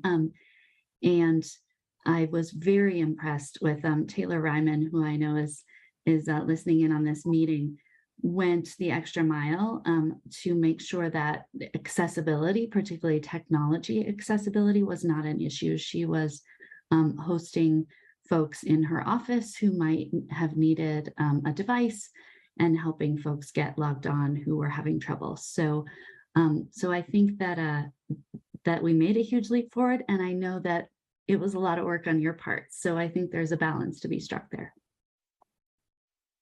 John, did you want to add anything about logistics on your end? Oh, Brenda, you hit the nail on the head there. If there's really only one point I would add, is that we heard positive feedback of flexibility to be able to sign up for interview times and make things fit into people's schedule rather than having to be in council chambers for one night for a couple hours. So I think we heard a lot of good things in that regard. Thank you, John and Brenda. Aaron, do you? Yeah, no, I in general, I support doing a similar approach. It's great to hear that the applicants liked it. I think that's really, really important. So it's really great to hear. The one piece of feedback I would get is that I just feel like we need to streamline the video recordings like substantially. Like it was so overwhelming to listen to all of those, and a lot of it was repeat filler material. So my one really big request is like that we start the video after we've already got everybody online and everybody's introduced themselves. Like, hi, I'm Aaron. I've been on council. Yeah, hi, I'm this. Like, so that like we start the video at the moment that they start answering the questions. And then it seems like there was one question at the end that was kind of filler. I'm forgetting now. but that we also stop it before we do that. Thanks so much for attending, and we'll let you know in a few days, and blah, blah, blah. Like, I think out of every 10-minute things, there were like 3 minutes that were repeated in every single one. And when you have to listen to 100 of them, that's a lot of time. So that's my big request when we do it this year. Thanks. Thank you, Aaron. Rachel? I think Aaron maybe had a bit of both positive and negative. So if I can continue in that vein, otherwise I'll wait till the negative or half and half train starts. Just go for it. Great. So I liked for applicants flexibility and the online format and getting the questions in advance. What I would do away with is council's involvement.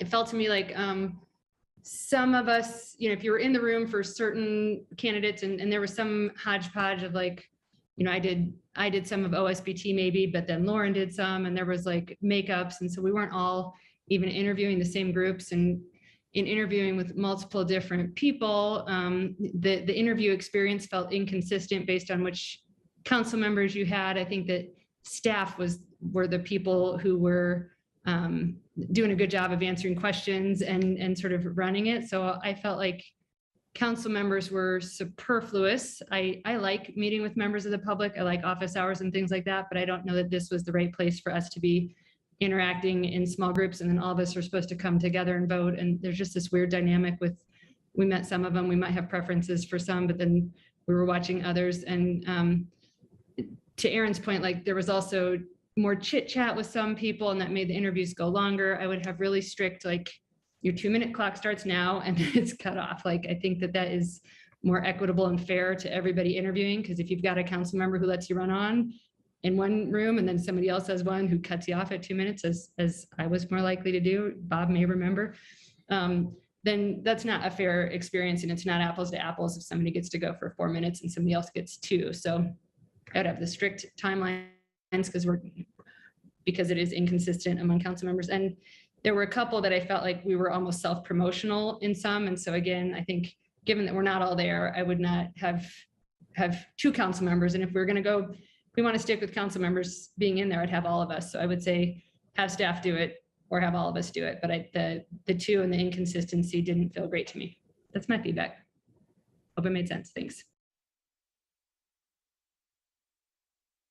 Thank you, Rachel, Junie, and Matt, and then Tara.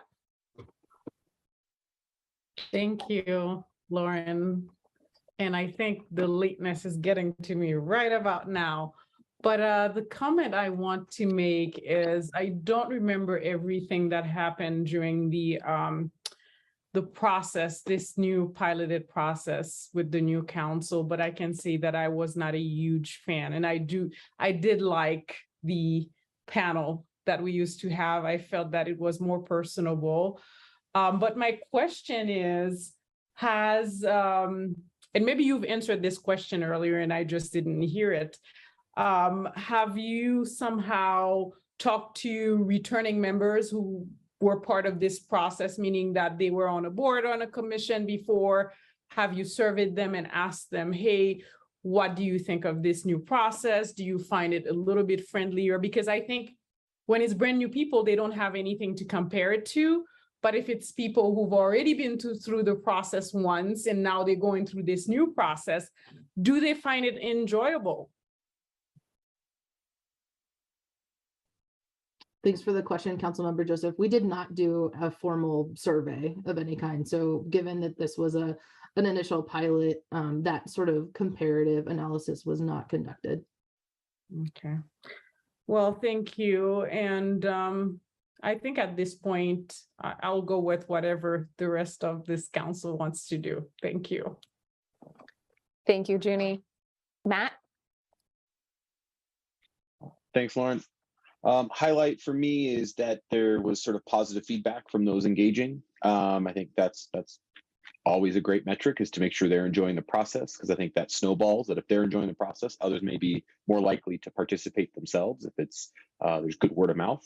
But with that being said, the points that Aaron and Rachel brought up resonate with me as well. It was just a slog for council to get through that. And furthermore, I think if we're not going to make too many changes about council's participation and it's just going to be a slog, then I think one thing I would like us to do is be really intentional about that council meeting / study sessions that we do in the weeks around boards and commissions, and we go really light.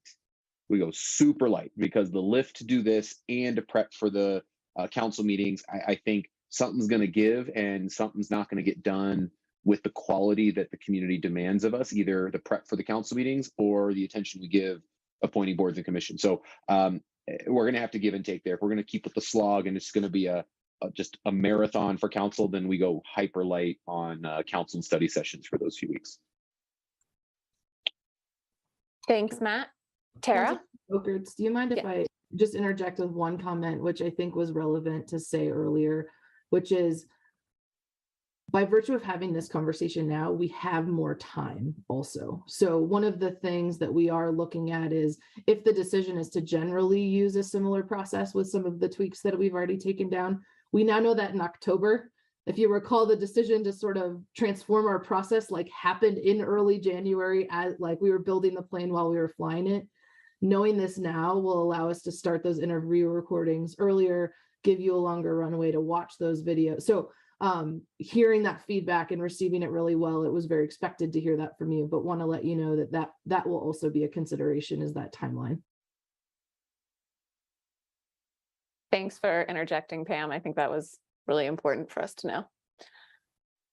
Tara? Well, I'm glad it was a pilot program, because that means we can feel free to change, not change. I'm not emotionally involved in it, although I was exhausted. I had a big lift. But at least I had less to listen to. But I will say, I only have one comment. There's something called the fast forward button. And when I listened to the interviews, I just fast forwarded. It took me 1 minute, because the last question wasn't important, because that they were asking. So did nobody know about that, or you didn't want to? Just asking. Can I colloquy here? Tara, do you not mean fast forward, but double time? No, fast forward. Okay. I thought maybe you weren't fast forwarding. Got it. I was fast forwarding and double timing. But another option would be the staff. Somebody mentioned, and I don't know if it was Pam, that they liked that the council people were there. Another option would be that one of us sits there and none of us asks any questions. We definitely don't need two people, but I definitely see your point, Rachel. And I never thought of that before, because because when there was chit-chatting, I just, fast forwarded right through it, so I didn't notice it. But nobody should feel like we have to do what we did last time. Lauren and I would not be hurt, right, Lauren? No, but there were things that I liked about it. Good segue, Tara. So I think, the comments that Aaron made about making sure that we're removing fill material and really that the video is only the heart of it does feel like good feedback. Sticking to a strict timeline. I think, one of the issues that came up was that because we were kind of building the plane and flying it at the same time, the script wasn't necessarily clear or the same for everyone when people followed it to more or less greater extents, depending. And so I think that given that we have a little bit more time, there could also be more clarity around what's expected on that front. I also just want to echo that I understand not wanting to sign up for yet another thing that council has to do. But I did hear a lot of feedback from community members that they really appreciated feeling like they had the opportunity to ask us direct questions as part of that process. And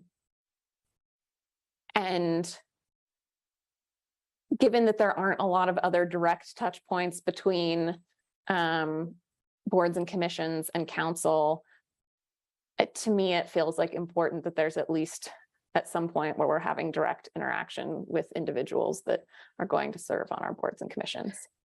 Lauren, can I just interrupt for 1 second? I think you guys misunderstood when I said fast forward. What I fast forwarded was every time I talked or every time a council person asked a question, because I already knew those questions. I only listened to the community, the people that were speaking. So took half the time because I didn't need to listen to myself, right? Ask the same questions over and over. I had them memorized. So I listened to every single community member, but not the individual council people asking the questions. That's what I meant. Thank you for clarifying, Tara. Okay, Aaron.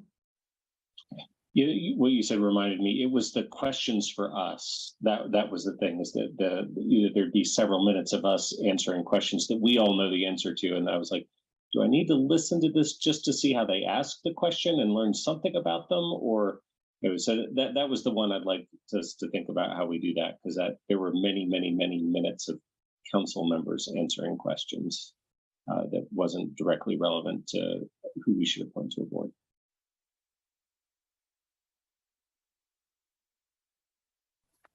Let's see. So thank you, Aaron. I've heard a couple of different ways for how we might go forward with this. So in general, does council, please raise your hand if you support the continuation of the application and consideration process that was adopted with modifications, and then we can discuss what we can vote on modifications. 1, 2, 3, 4, 5, 6, 7, 8. Okay. That was 8. In terms of modifications to the process, I didn't really hear any objection. The only one that felt like it had difference of opinion on, to me, was the council involvement piece. Are there any others that people would like to bring forward in terms of? Yes, Nicole? What I heard with the council involvement piece was around, because I heard a concern and then I heard staff kind of address it. So I was just wondering where we're at, because what I heard staff saying was this time around we've got a much bigger runway. So it may be a little bit different there. And I didn't know if that concern was still there after Pam's response. Since that was my question, the concern is still there because we may expect to have a longer runway, but if we're still throwing 20 hours a week into watching interviews and still have a heavy council load, I just want us to be mindful that if that's the time and we see us heading towards heavy loading a council schedule and it's the week and we're just full of those things, then we need to figure out, something's got to give. So I know that we're gonna give a longer runway, but that doesn't necessarily mean we're not gonna run into that issue. Thank you, Matt. And Rachel, that was originally, I believe, a concern that you brought up. Yeah, so I would say my preference would be to not have council involved. I think it was the portions of it that I thought ran better were staff led. I appreciate your point, Lauren, that we want to have interactions with board members, and hopefully the board liaison and other things can give us that opportunity. But at the applicant stage, I think what would be more optimal to allow the applicants to still have a good process with the application, and to Matt's point of having it be not a huge time commitment, would be, staff's there to help applicants, answer a question in 2 minutes, another question in 2 minutes.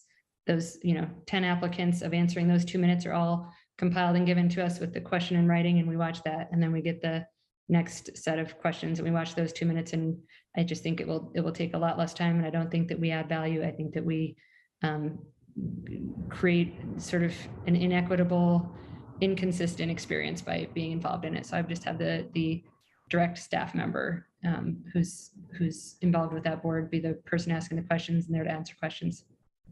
Thanks, Rachel. Aaron, and then Tara.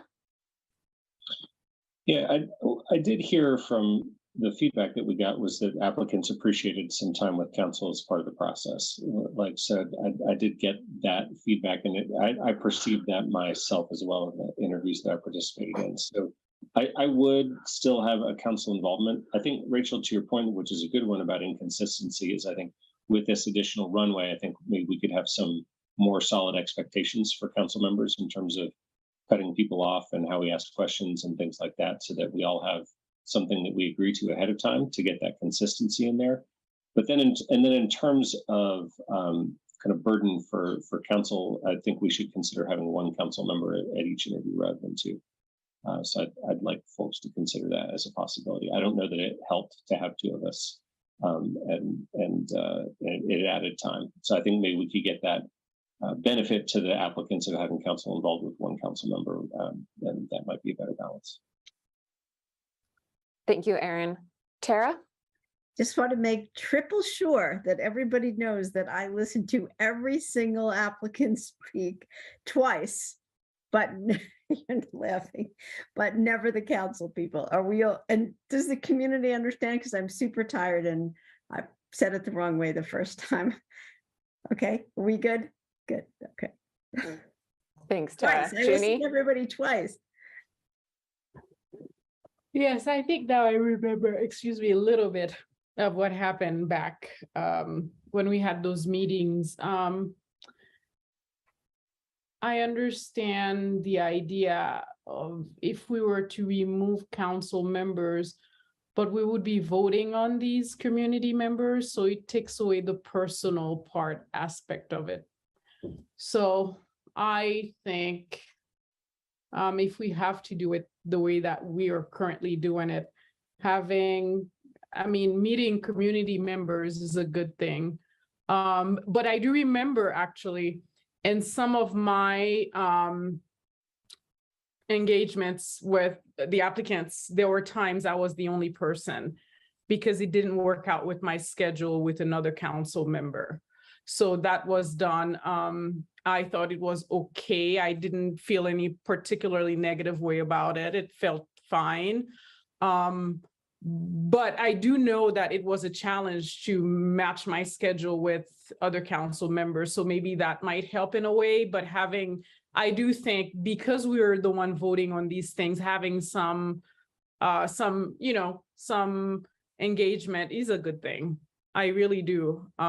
It makes you feel closer to the process than if you just voting on it ultimately just by watching the person. It just takes away from the human element of this particular process if it's just you watch a video and there's no real engagement with the person.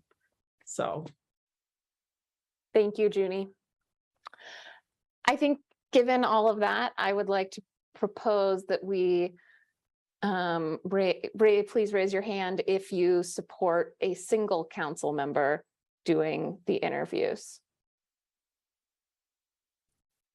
1, 2, 3, 4, 5. Okay, I think that passes. If there's anyone else who would like to, yeah, Pam? Lauren, can I just ask a quick follow-up because it will inevitably happen when we get into the details? Are you comfortable delegating which council members interview which board vacancies to the board and commission subcommittee? Because we ran into that a little bit of the slate of who gets to interview who issue. Oh, I got a recommendation. Can it be the liaison to that board? If we're going to go down the liaison path, why not let it be the council liaison we designate that is running that interview? Just throw it out there. I think we have to, that assumes that we're going to approve that. And for the sake of simplicity, I would prefer to not make it one impinge on the other. Perhaps we could say that it could be the council liaison or that the board and commission subcommittee could select. Pending the approval of the liaison, that person thus is designated. I'm not trying to hinge it. I'm just trying to streamline so we can move on to question 2 through 7. I know.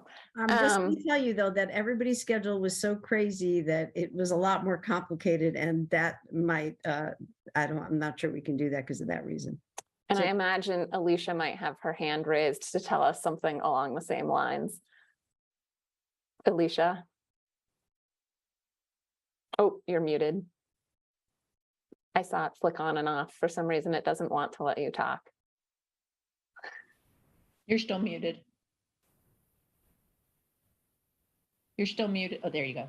Here we go. Let me put the headset back on. Mm-hmm. What we did one year, which seemed to work well, was that they allowed me to put everyone's name in a hat and draw the names and assign the boards and commissions to those particular council members. So that's always an option as well. That way, you have time to schedule it. Once we put the schedule together, you'll know what that schedule will look like, or we can work with you because we can schedule the interviews around when you are available for those and boards and commissions. So you could leave it up to me and I can just randomly, like I said, names in a hat, pull them out and assign each council member to boards. Just an option. I appreciate that. Thank you. I agree that with Matt that if we do assign liaisons, it would be nice to have the liaison for that board do the interview. But if not, I'm happy with pulling names out of a hat. Rachel? As y'all know, I didn't even want to participate in this, but I'm very comfortable with the boards and commissions subcommittee figuring out these details. And then to Matt's point, moving on to number 2. That'll be my vote on this. Okay, so Great. it sounds like there are no objections to any way of us selecting these, really, unless, okay, can we just move on to number 2? Great. Does council support the creation by staff of a protocol to address boards and commission appointments where there is only one application for a vacancy? Can I ask a process question real quick? Yes. Can we maybe, instead of starting with the comments, start with a vote? And if it's contentious, maybe deal with that. But if it's 8 or 9 of us saying, yeah, let's go, then we can move on. Sounds great. I do have a question, clarifying question. Can I ask that, Matt? Yes. Because one of the instances we had last year, we had one woman and several men apply, and it needed to be a woman. And the way the staff memo was written is if there was only one applicant. So I just want to be clear, are we talking about one applicant or one qualified applicant? Because that's 2 different things. Qualified applicant is what's in our minds asking the question. Okay, the memo said something different because I looked for the word qualified and it wasn't in the memo. So if the straw poll is on qualified applicant, that's fine. I don't know. I have an opinion one way or the other. I just want to make sure that we're clear on what we're voting on. So one qualified applicant. So if there's a gender requirement and there's only one of that gender and there's many of another gender, then the rule would apply and that position would not be appointed right away. Is that what staff's proposing? Thank you. I actually might like to talk about it a little first. I'm sorry. Okay, go for it, Rachel. Well, I would appoint the one person. I think it's been so clunky the last couple years to, we open it up and then often we don't get another person and we've hurt people's feelings. Like, I think these are volunteer positions and, if people don't want to do them and one person does, I am supportive of appointing that person who has kindly volunteered, to be honest. Like we have a lot of boards that have a lot of applications. Some are really hard to fill. And I think it's a bit of a disservice to the board to continue to operate light on a board member. So I would just seat the one person if there's a qualified applicant. Thank you, Rachel. Mark, and then Aaron. Yeah, we had a peculiar situation last year.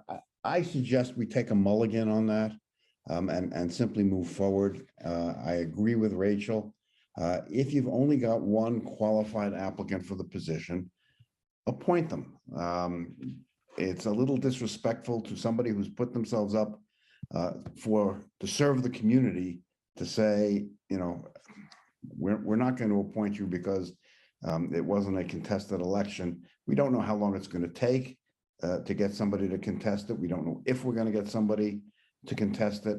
And as I said, let's put aside what happened last year and simply look forward on this. And I think it's not inappropriate, as Rachel said, to appoint somebody who's put themselves out to serve our community,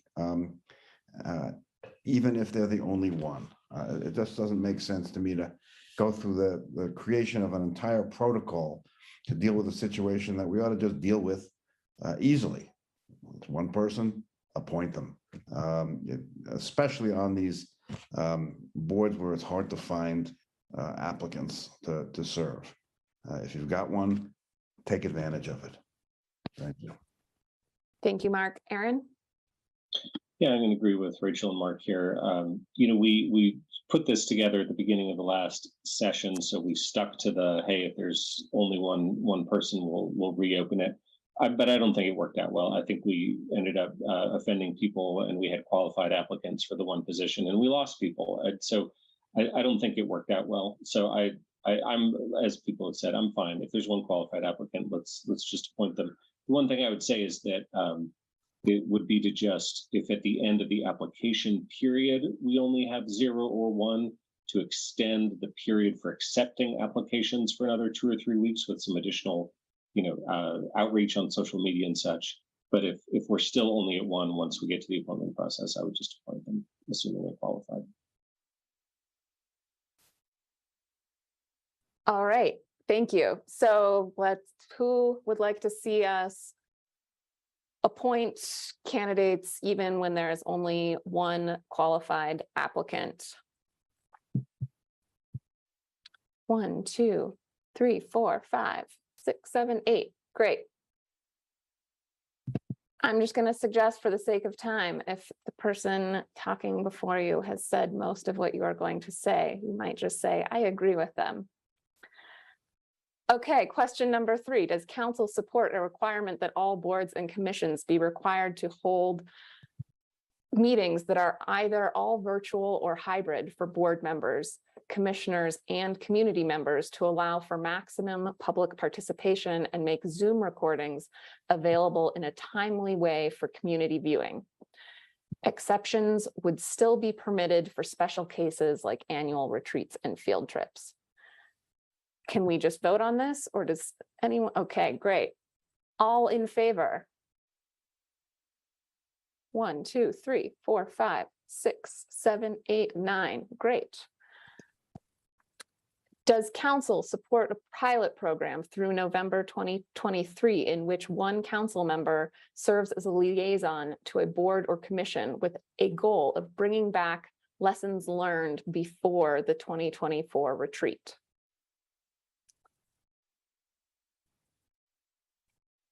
All in favor? Oh, Rachel, do you have a comment that you had a question on this one, and I'm just trying to find it. I'm sorry. I think that my question was sort of, what does the what does the pilot look like? My vision, it sounds like this has sort of already been happening, and my vision of liaison would be you obviously can't speak for council, but you're going there and maybe bringing the stuff back to council. But I don't know that we've gotten updates. So I just want to know what's happening. What are we greenlighting as a pilot? What are the boundaries? What are we talking about? Maybe Pam, you could answer that. Yeah, so I wanted to invite Sarah, Brenda, and maybe even Nicole yourself for this one, because I know that there's been some work between Councilmember Spear and Tab that's sort of regarding this model. I think broadly speaking, one of the reasons we're proposing this approach is in just anecdotally talking to a handful of other cities. We know of cities that scope what it means to be a council liaison very differently. So some cities, the expectation is you attend every one of those board and commission meetings. You are sort of a present person. For some, it's just you're the designated point of contact for that board and commission so that they know they have someone to go to. So we wanted to understand a little bit of Councilmember Spear's experience with TAB, and then I invite Sarah and Brenda as well to chime in if you have more to add on that. and I guess I would just also ask, like, if there are different ways of doing it, how can, and I mean, no disrespect to Tab or Nicole, I'm just trying to understand what we're doing here. And grateful that Nicole's already just piloting of her own volition something, but if there are multiple ways of doing it, wouldn't we want multiple council members trying the multiple ways in a pilot? Like how, it seems like at the end of it, we would just only know one version of how we could do it. So again, I'm unclear on the boundaries and the expectations and how we will evaluate the pilot. I'll jump in a little bit, if you will, and say that I appreciate the question, and I know that there had been previous conversations, even with the previous council, of this notion of a point of contact. Who can people go to ask questions? Nicole, I'll defer to your experience, but the experience in TAB hasn't been certainly that Councilmember Spear jumps in and gets involved in the substantive role of the conversation. That would not be necessarily what a council liaison would be, because they don't speak for council, right? But there have been times when it's been a good perspective about what's in work plan, what is not in work plan, answering perhaps some process questions as that moves forward. And hopefully, I think as we're learning about some of this work, how to bring that back to the council body, I think would be really interesting. But there are times when there have been dynamics about what should we be planning, who do we report to, and what does that look like for council and members, that it has been interesting to have the perspective of a council member, even though they're not in the moment interceding or interacting with the actual body. So we'd be curious to continue those learnings and happy to do those in a variety of different ways. And I'm happy to speak as well. And I think this kind of came out for me just trying to learn, initially just to learn a little bit more about some of the stuff that Tab was discussing, and watch some of the staff presentations before some of the DRCOG meetings, as I was trying to just kind of get up to speed on where things were at. And I think in the course of sort of me just being there, it became apparent that it was really appreciated to have somebody from council present at the meeting, and that the board members really just seemed happy that somebody was there paying attention to what it was that they were doing. And I'm trying to think of just even, times when they've had a question for me in the course of that. I think it's largely just been around, well, where is this coming up? Or, on the council agenda. I've sometimes been able to provide some information on things like that. But I think it's really just what it seems to be helpful for is building some relationships between somebody on council and board member. And I think that was the original recommendation where that sort of came from, was really to have a council member being present, getting to know some of the board and commission members. But largely for me, it's just been a really interesting learning experience, and getting at sort of a deeper dive into some of these topics, and just getting to know folks a little bit better too. So I think part of the pilot, like this is where I sort of tentatively raise my hand, because I don't quite know what the pilot is going to be. I'm sort of just going and listening to the chat meetings for now to get some information from them. So I think, it would be helpful to have a little bit of clarity on, what is it we're trying to understand about this, and what is this role. But I think we're still in a stage where just even trying to figure out how is it helpful, and where is it fitting into this relationship building? Yeah, it seems like, sorry, this question is specifically asking if we sort of support you continuing with what you're doing with TAB. But I think that maybe Rachel's question is getting at, there might be another question of, do we want to expand that to include more council members trying being council liaisons in other ways with other. I think that's right. And I think it's like, it sounds to me like what Nicole's doing is not like an authorized, I don't mean like it's unauthorized. I think it's awesome, but it's not an authorized pilot with like, some boundaries demarcated that would be important to me, because I think that this could be, and again, not in this situation, but, with the longer lens of some council history, it's something that could be abused if a council member is considered a liaison with ill-defined boundaries and they're asked like, well, what's on the council's work plan? I might answer that differently than some people on past councils might if I wanted a certain outcome from that board. So I think it does need safeguarding in some ways. And I think part of it should be, if it's a formal thing, reporting back to us. So, you know, the benefits that Nicole's getting, I would think should be, you know, there should be time at council meetings for liaison updates or something. So I think personally, I would say Nicole, by all means, should continue to build out those relationships and stuff. But in terms of a formal pilot, I think I would want to maybe have another check-in and understand what that looks like before I'd want to support it. That's all I got. Thank you, Rachel. And Brenda, I saw your hand go up for a minute and I just wanted to give you the opportunity to respond to our discussion. Thanks. I was gonna sort of share some value that I've been able to witness of Nicole in the room, but I think it maybe is a little more granular than we need in this conversation right now. I do want to just take the opportunity to say out loud that TAB is the Transportation Advisory Board for those who might not be as up to speed on acronyms as others. Thank you, Brenda. Matt, and then Tara. Nope, no Matt. Thanks, Oh Lauren. no, here's just Yeah, I just handed it down, then muted, different order. So I talked to a couple of folks on different boards about this sort of liaison thing to kind of get a sense of what's welcome, what's not. And so I think that it's certainly, from what I've gathered, it's welcome, but to Rachel's point, guardrails, there's certainly a concern about candor within the boards in terms of sort of having, metaphorically, their parents looking in on the conversation, yes, sort of. And so I think there's a desire to sort of have those candid conversations they might not otherwise have if we're present in the moment. And so I think wanting to preserve some of that is helpful, letting also boards develop their own relationship and working environment with staff without us sort of being present. So guardrails I would put on there are we don't go to every meeting. We go to every other, or maybe once a quarter. So I would start light. I'd have a light touch to start with and see where that goes before we maybe over insert ourselves. Checking in with the chair regularly is probably a reasonable place to have regular contact, but I would maybe avoid the sort of, let's just go in, be on every meeting and be sort of a tsunami of presence. That reduces our workload, but I think also might be a better way not to create too much shock to the boards and the working environments they've already created with staff. Thank you, Matt. Tara?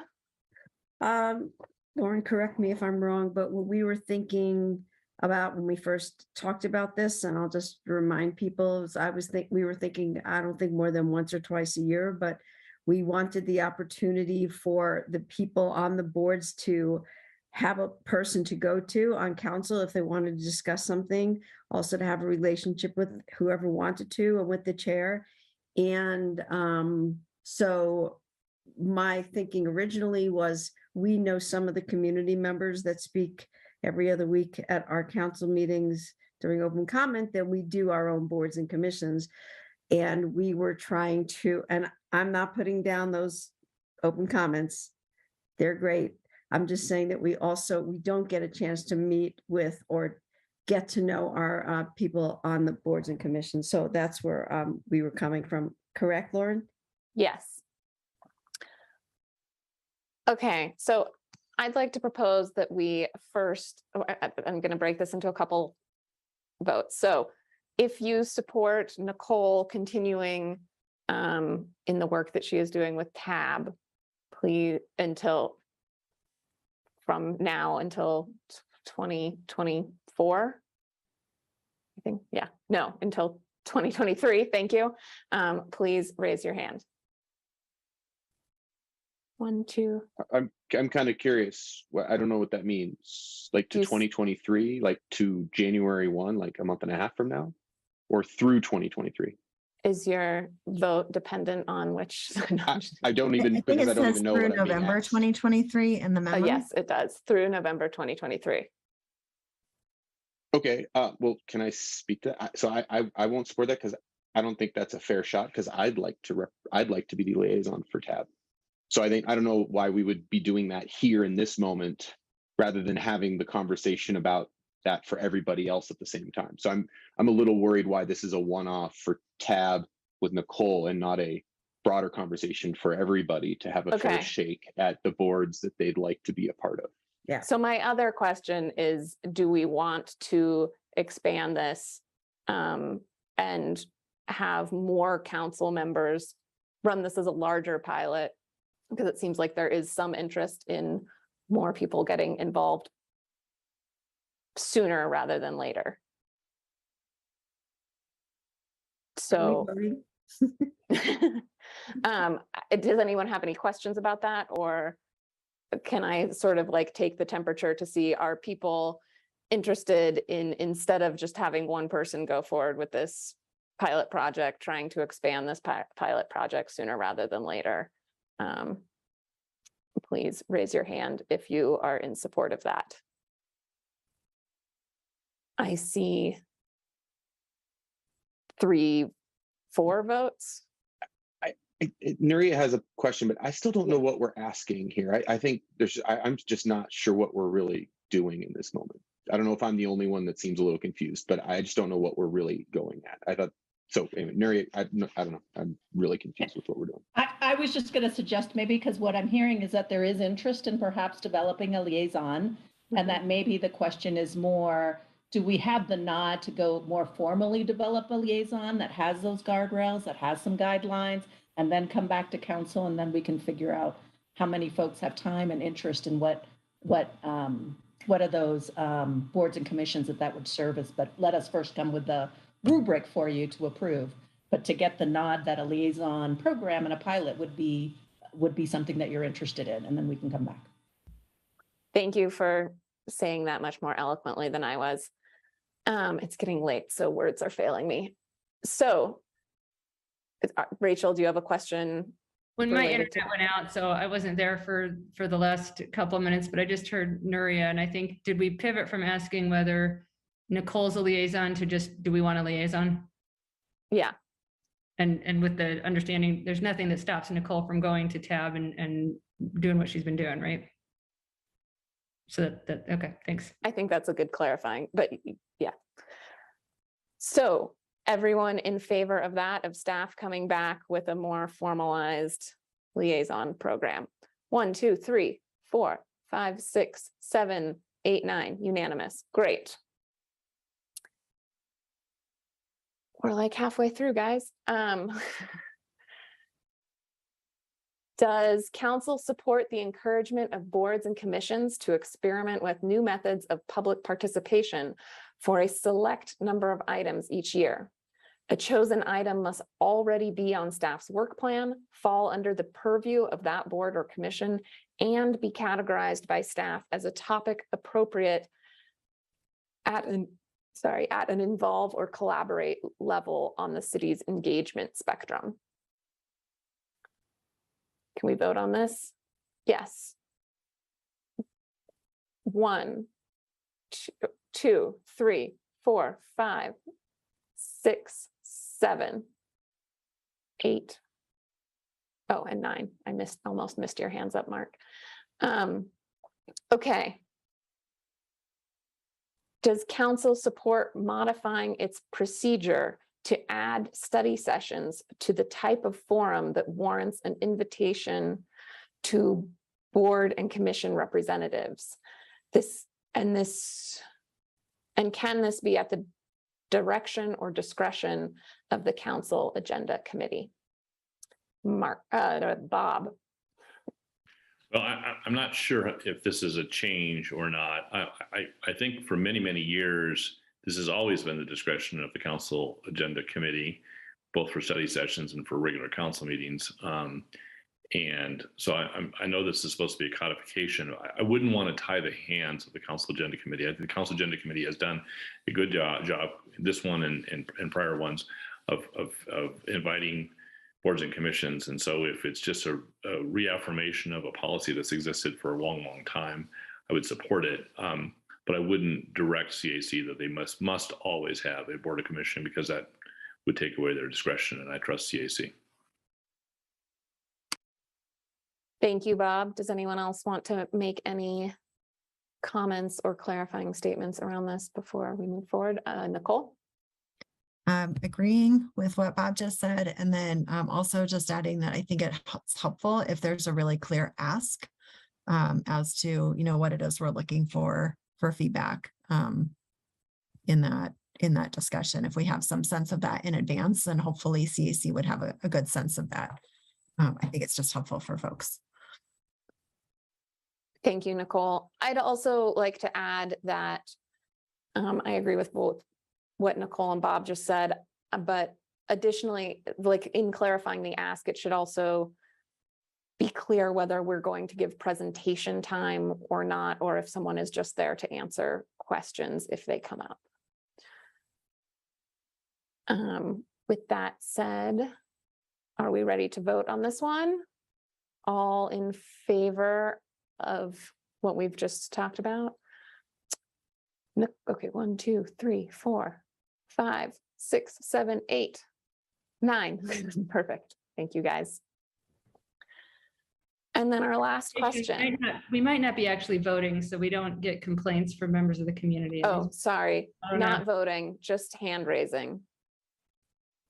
None of these are votes. Voting, study sessions. Straw poll. I think we're giving direction via a straw poll. That's right. Saving us Sorry. some heartache there. Thank you.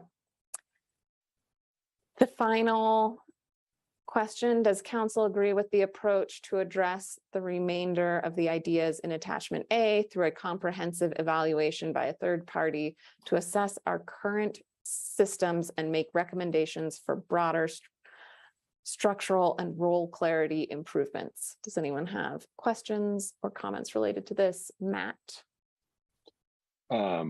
So in general, I support this, but my concern is in other work, we have felt the sting of not prioritizing things. And so I'm worried that if we don't provide at least some scope of a handful of these that we want to elevate to being a higher priority for us, I'm worried that it just kind of becomes a soup of analysis. So I don't know if that's here and now, but I do think that's a big list. And so unless we elevate some things, I don't know if we're going to get the outcomes we're looking for on certain things. I think I could identify 4 or 5 that I think are far more important than the rest. That might be subjective to among other of us, but I'm just worried that if we don't have priorities in there, we're not going to get the results we desire. May I address that? Thanks. Yeah, please, Pam. Okay, great. Thank you. So a couple of things as we approach both the kind of procurement of this support and then sort of following that through with council, the way I think the team envisions that process would be to work closely with the boards and commissions subcommittee on sort of what does that RFQ or RFP look like in terms of that solicitation? How is the scope of work framed in a way that does reflect those priorities that you're referring to, Matt?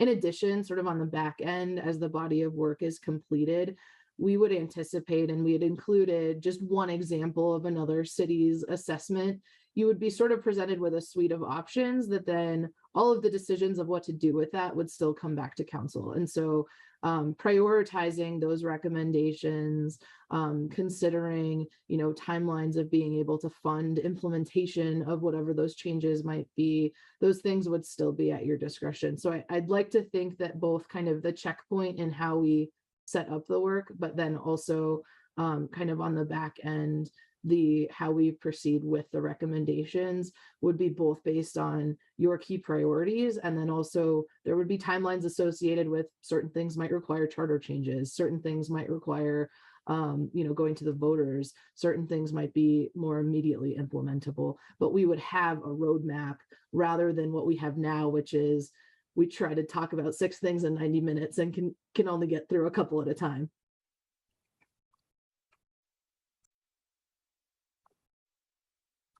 Thanks, Pam. That was great. I think if we did approve this, as someone who is on the board and commission subcommittee, I would be really interested in hearing what your priorities are. Rachel, I saw your hand go up and then come down. Nope. Okay. In that case, are we ready to vote on this one? Please raise your hand. And sorry, we are not voting. Please, let's straw poll if there is support for this agenda items of this number 7. 1, 2, 3, 4, 5, 6, 7, 8, 9. Thank you. All right. That brings us to the end of the questions laid out by staff in our memo.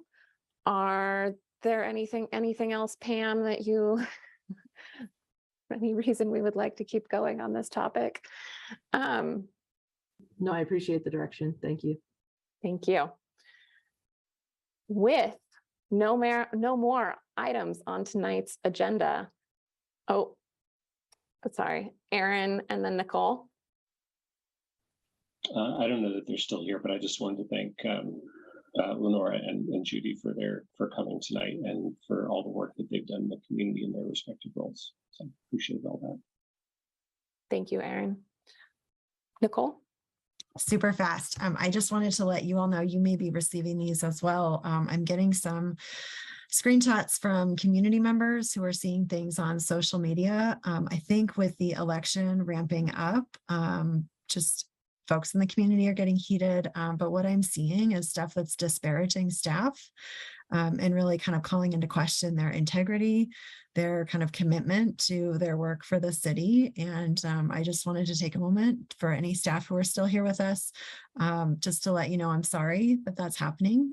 It's not fun when it happens to us as electeds, but I don't really feel like it's appropriate to be happening to staff. So I just wanted, for those of us here, where we see it directly, if anybody feels comfortable just stepping in and commenting for staff and standing up for them, that may be appreciated, maybe not, but just wanted to let you all know that I see it and I'm really sorry that it's happening. And hopefully our temperatures can go down a little bit after the election.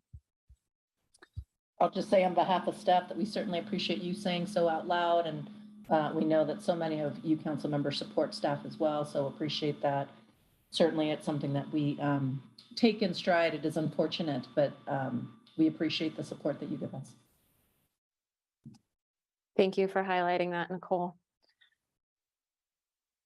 With no more items on tonight's agenda, I would like to close the meeting at 10:08 p.m. Thank you all.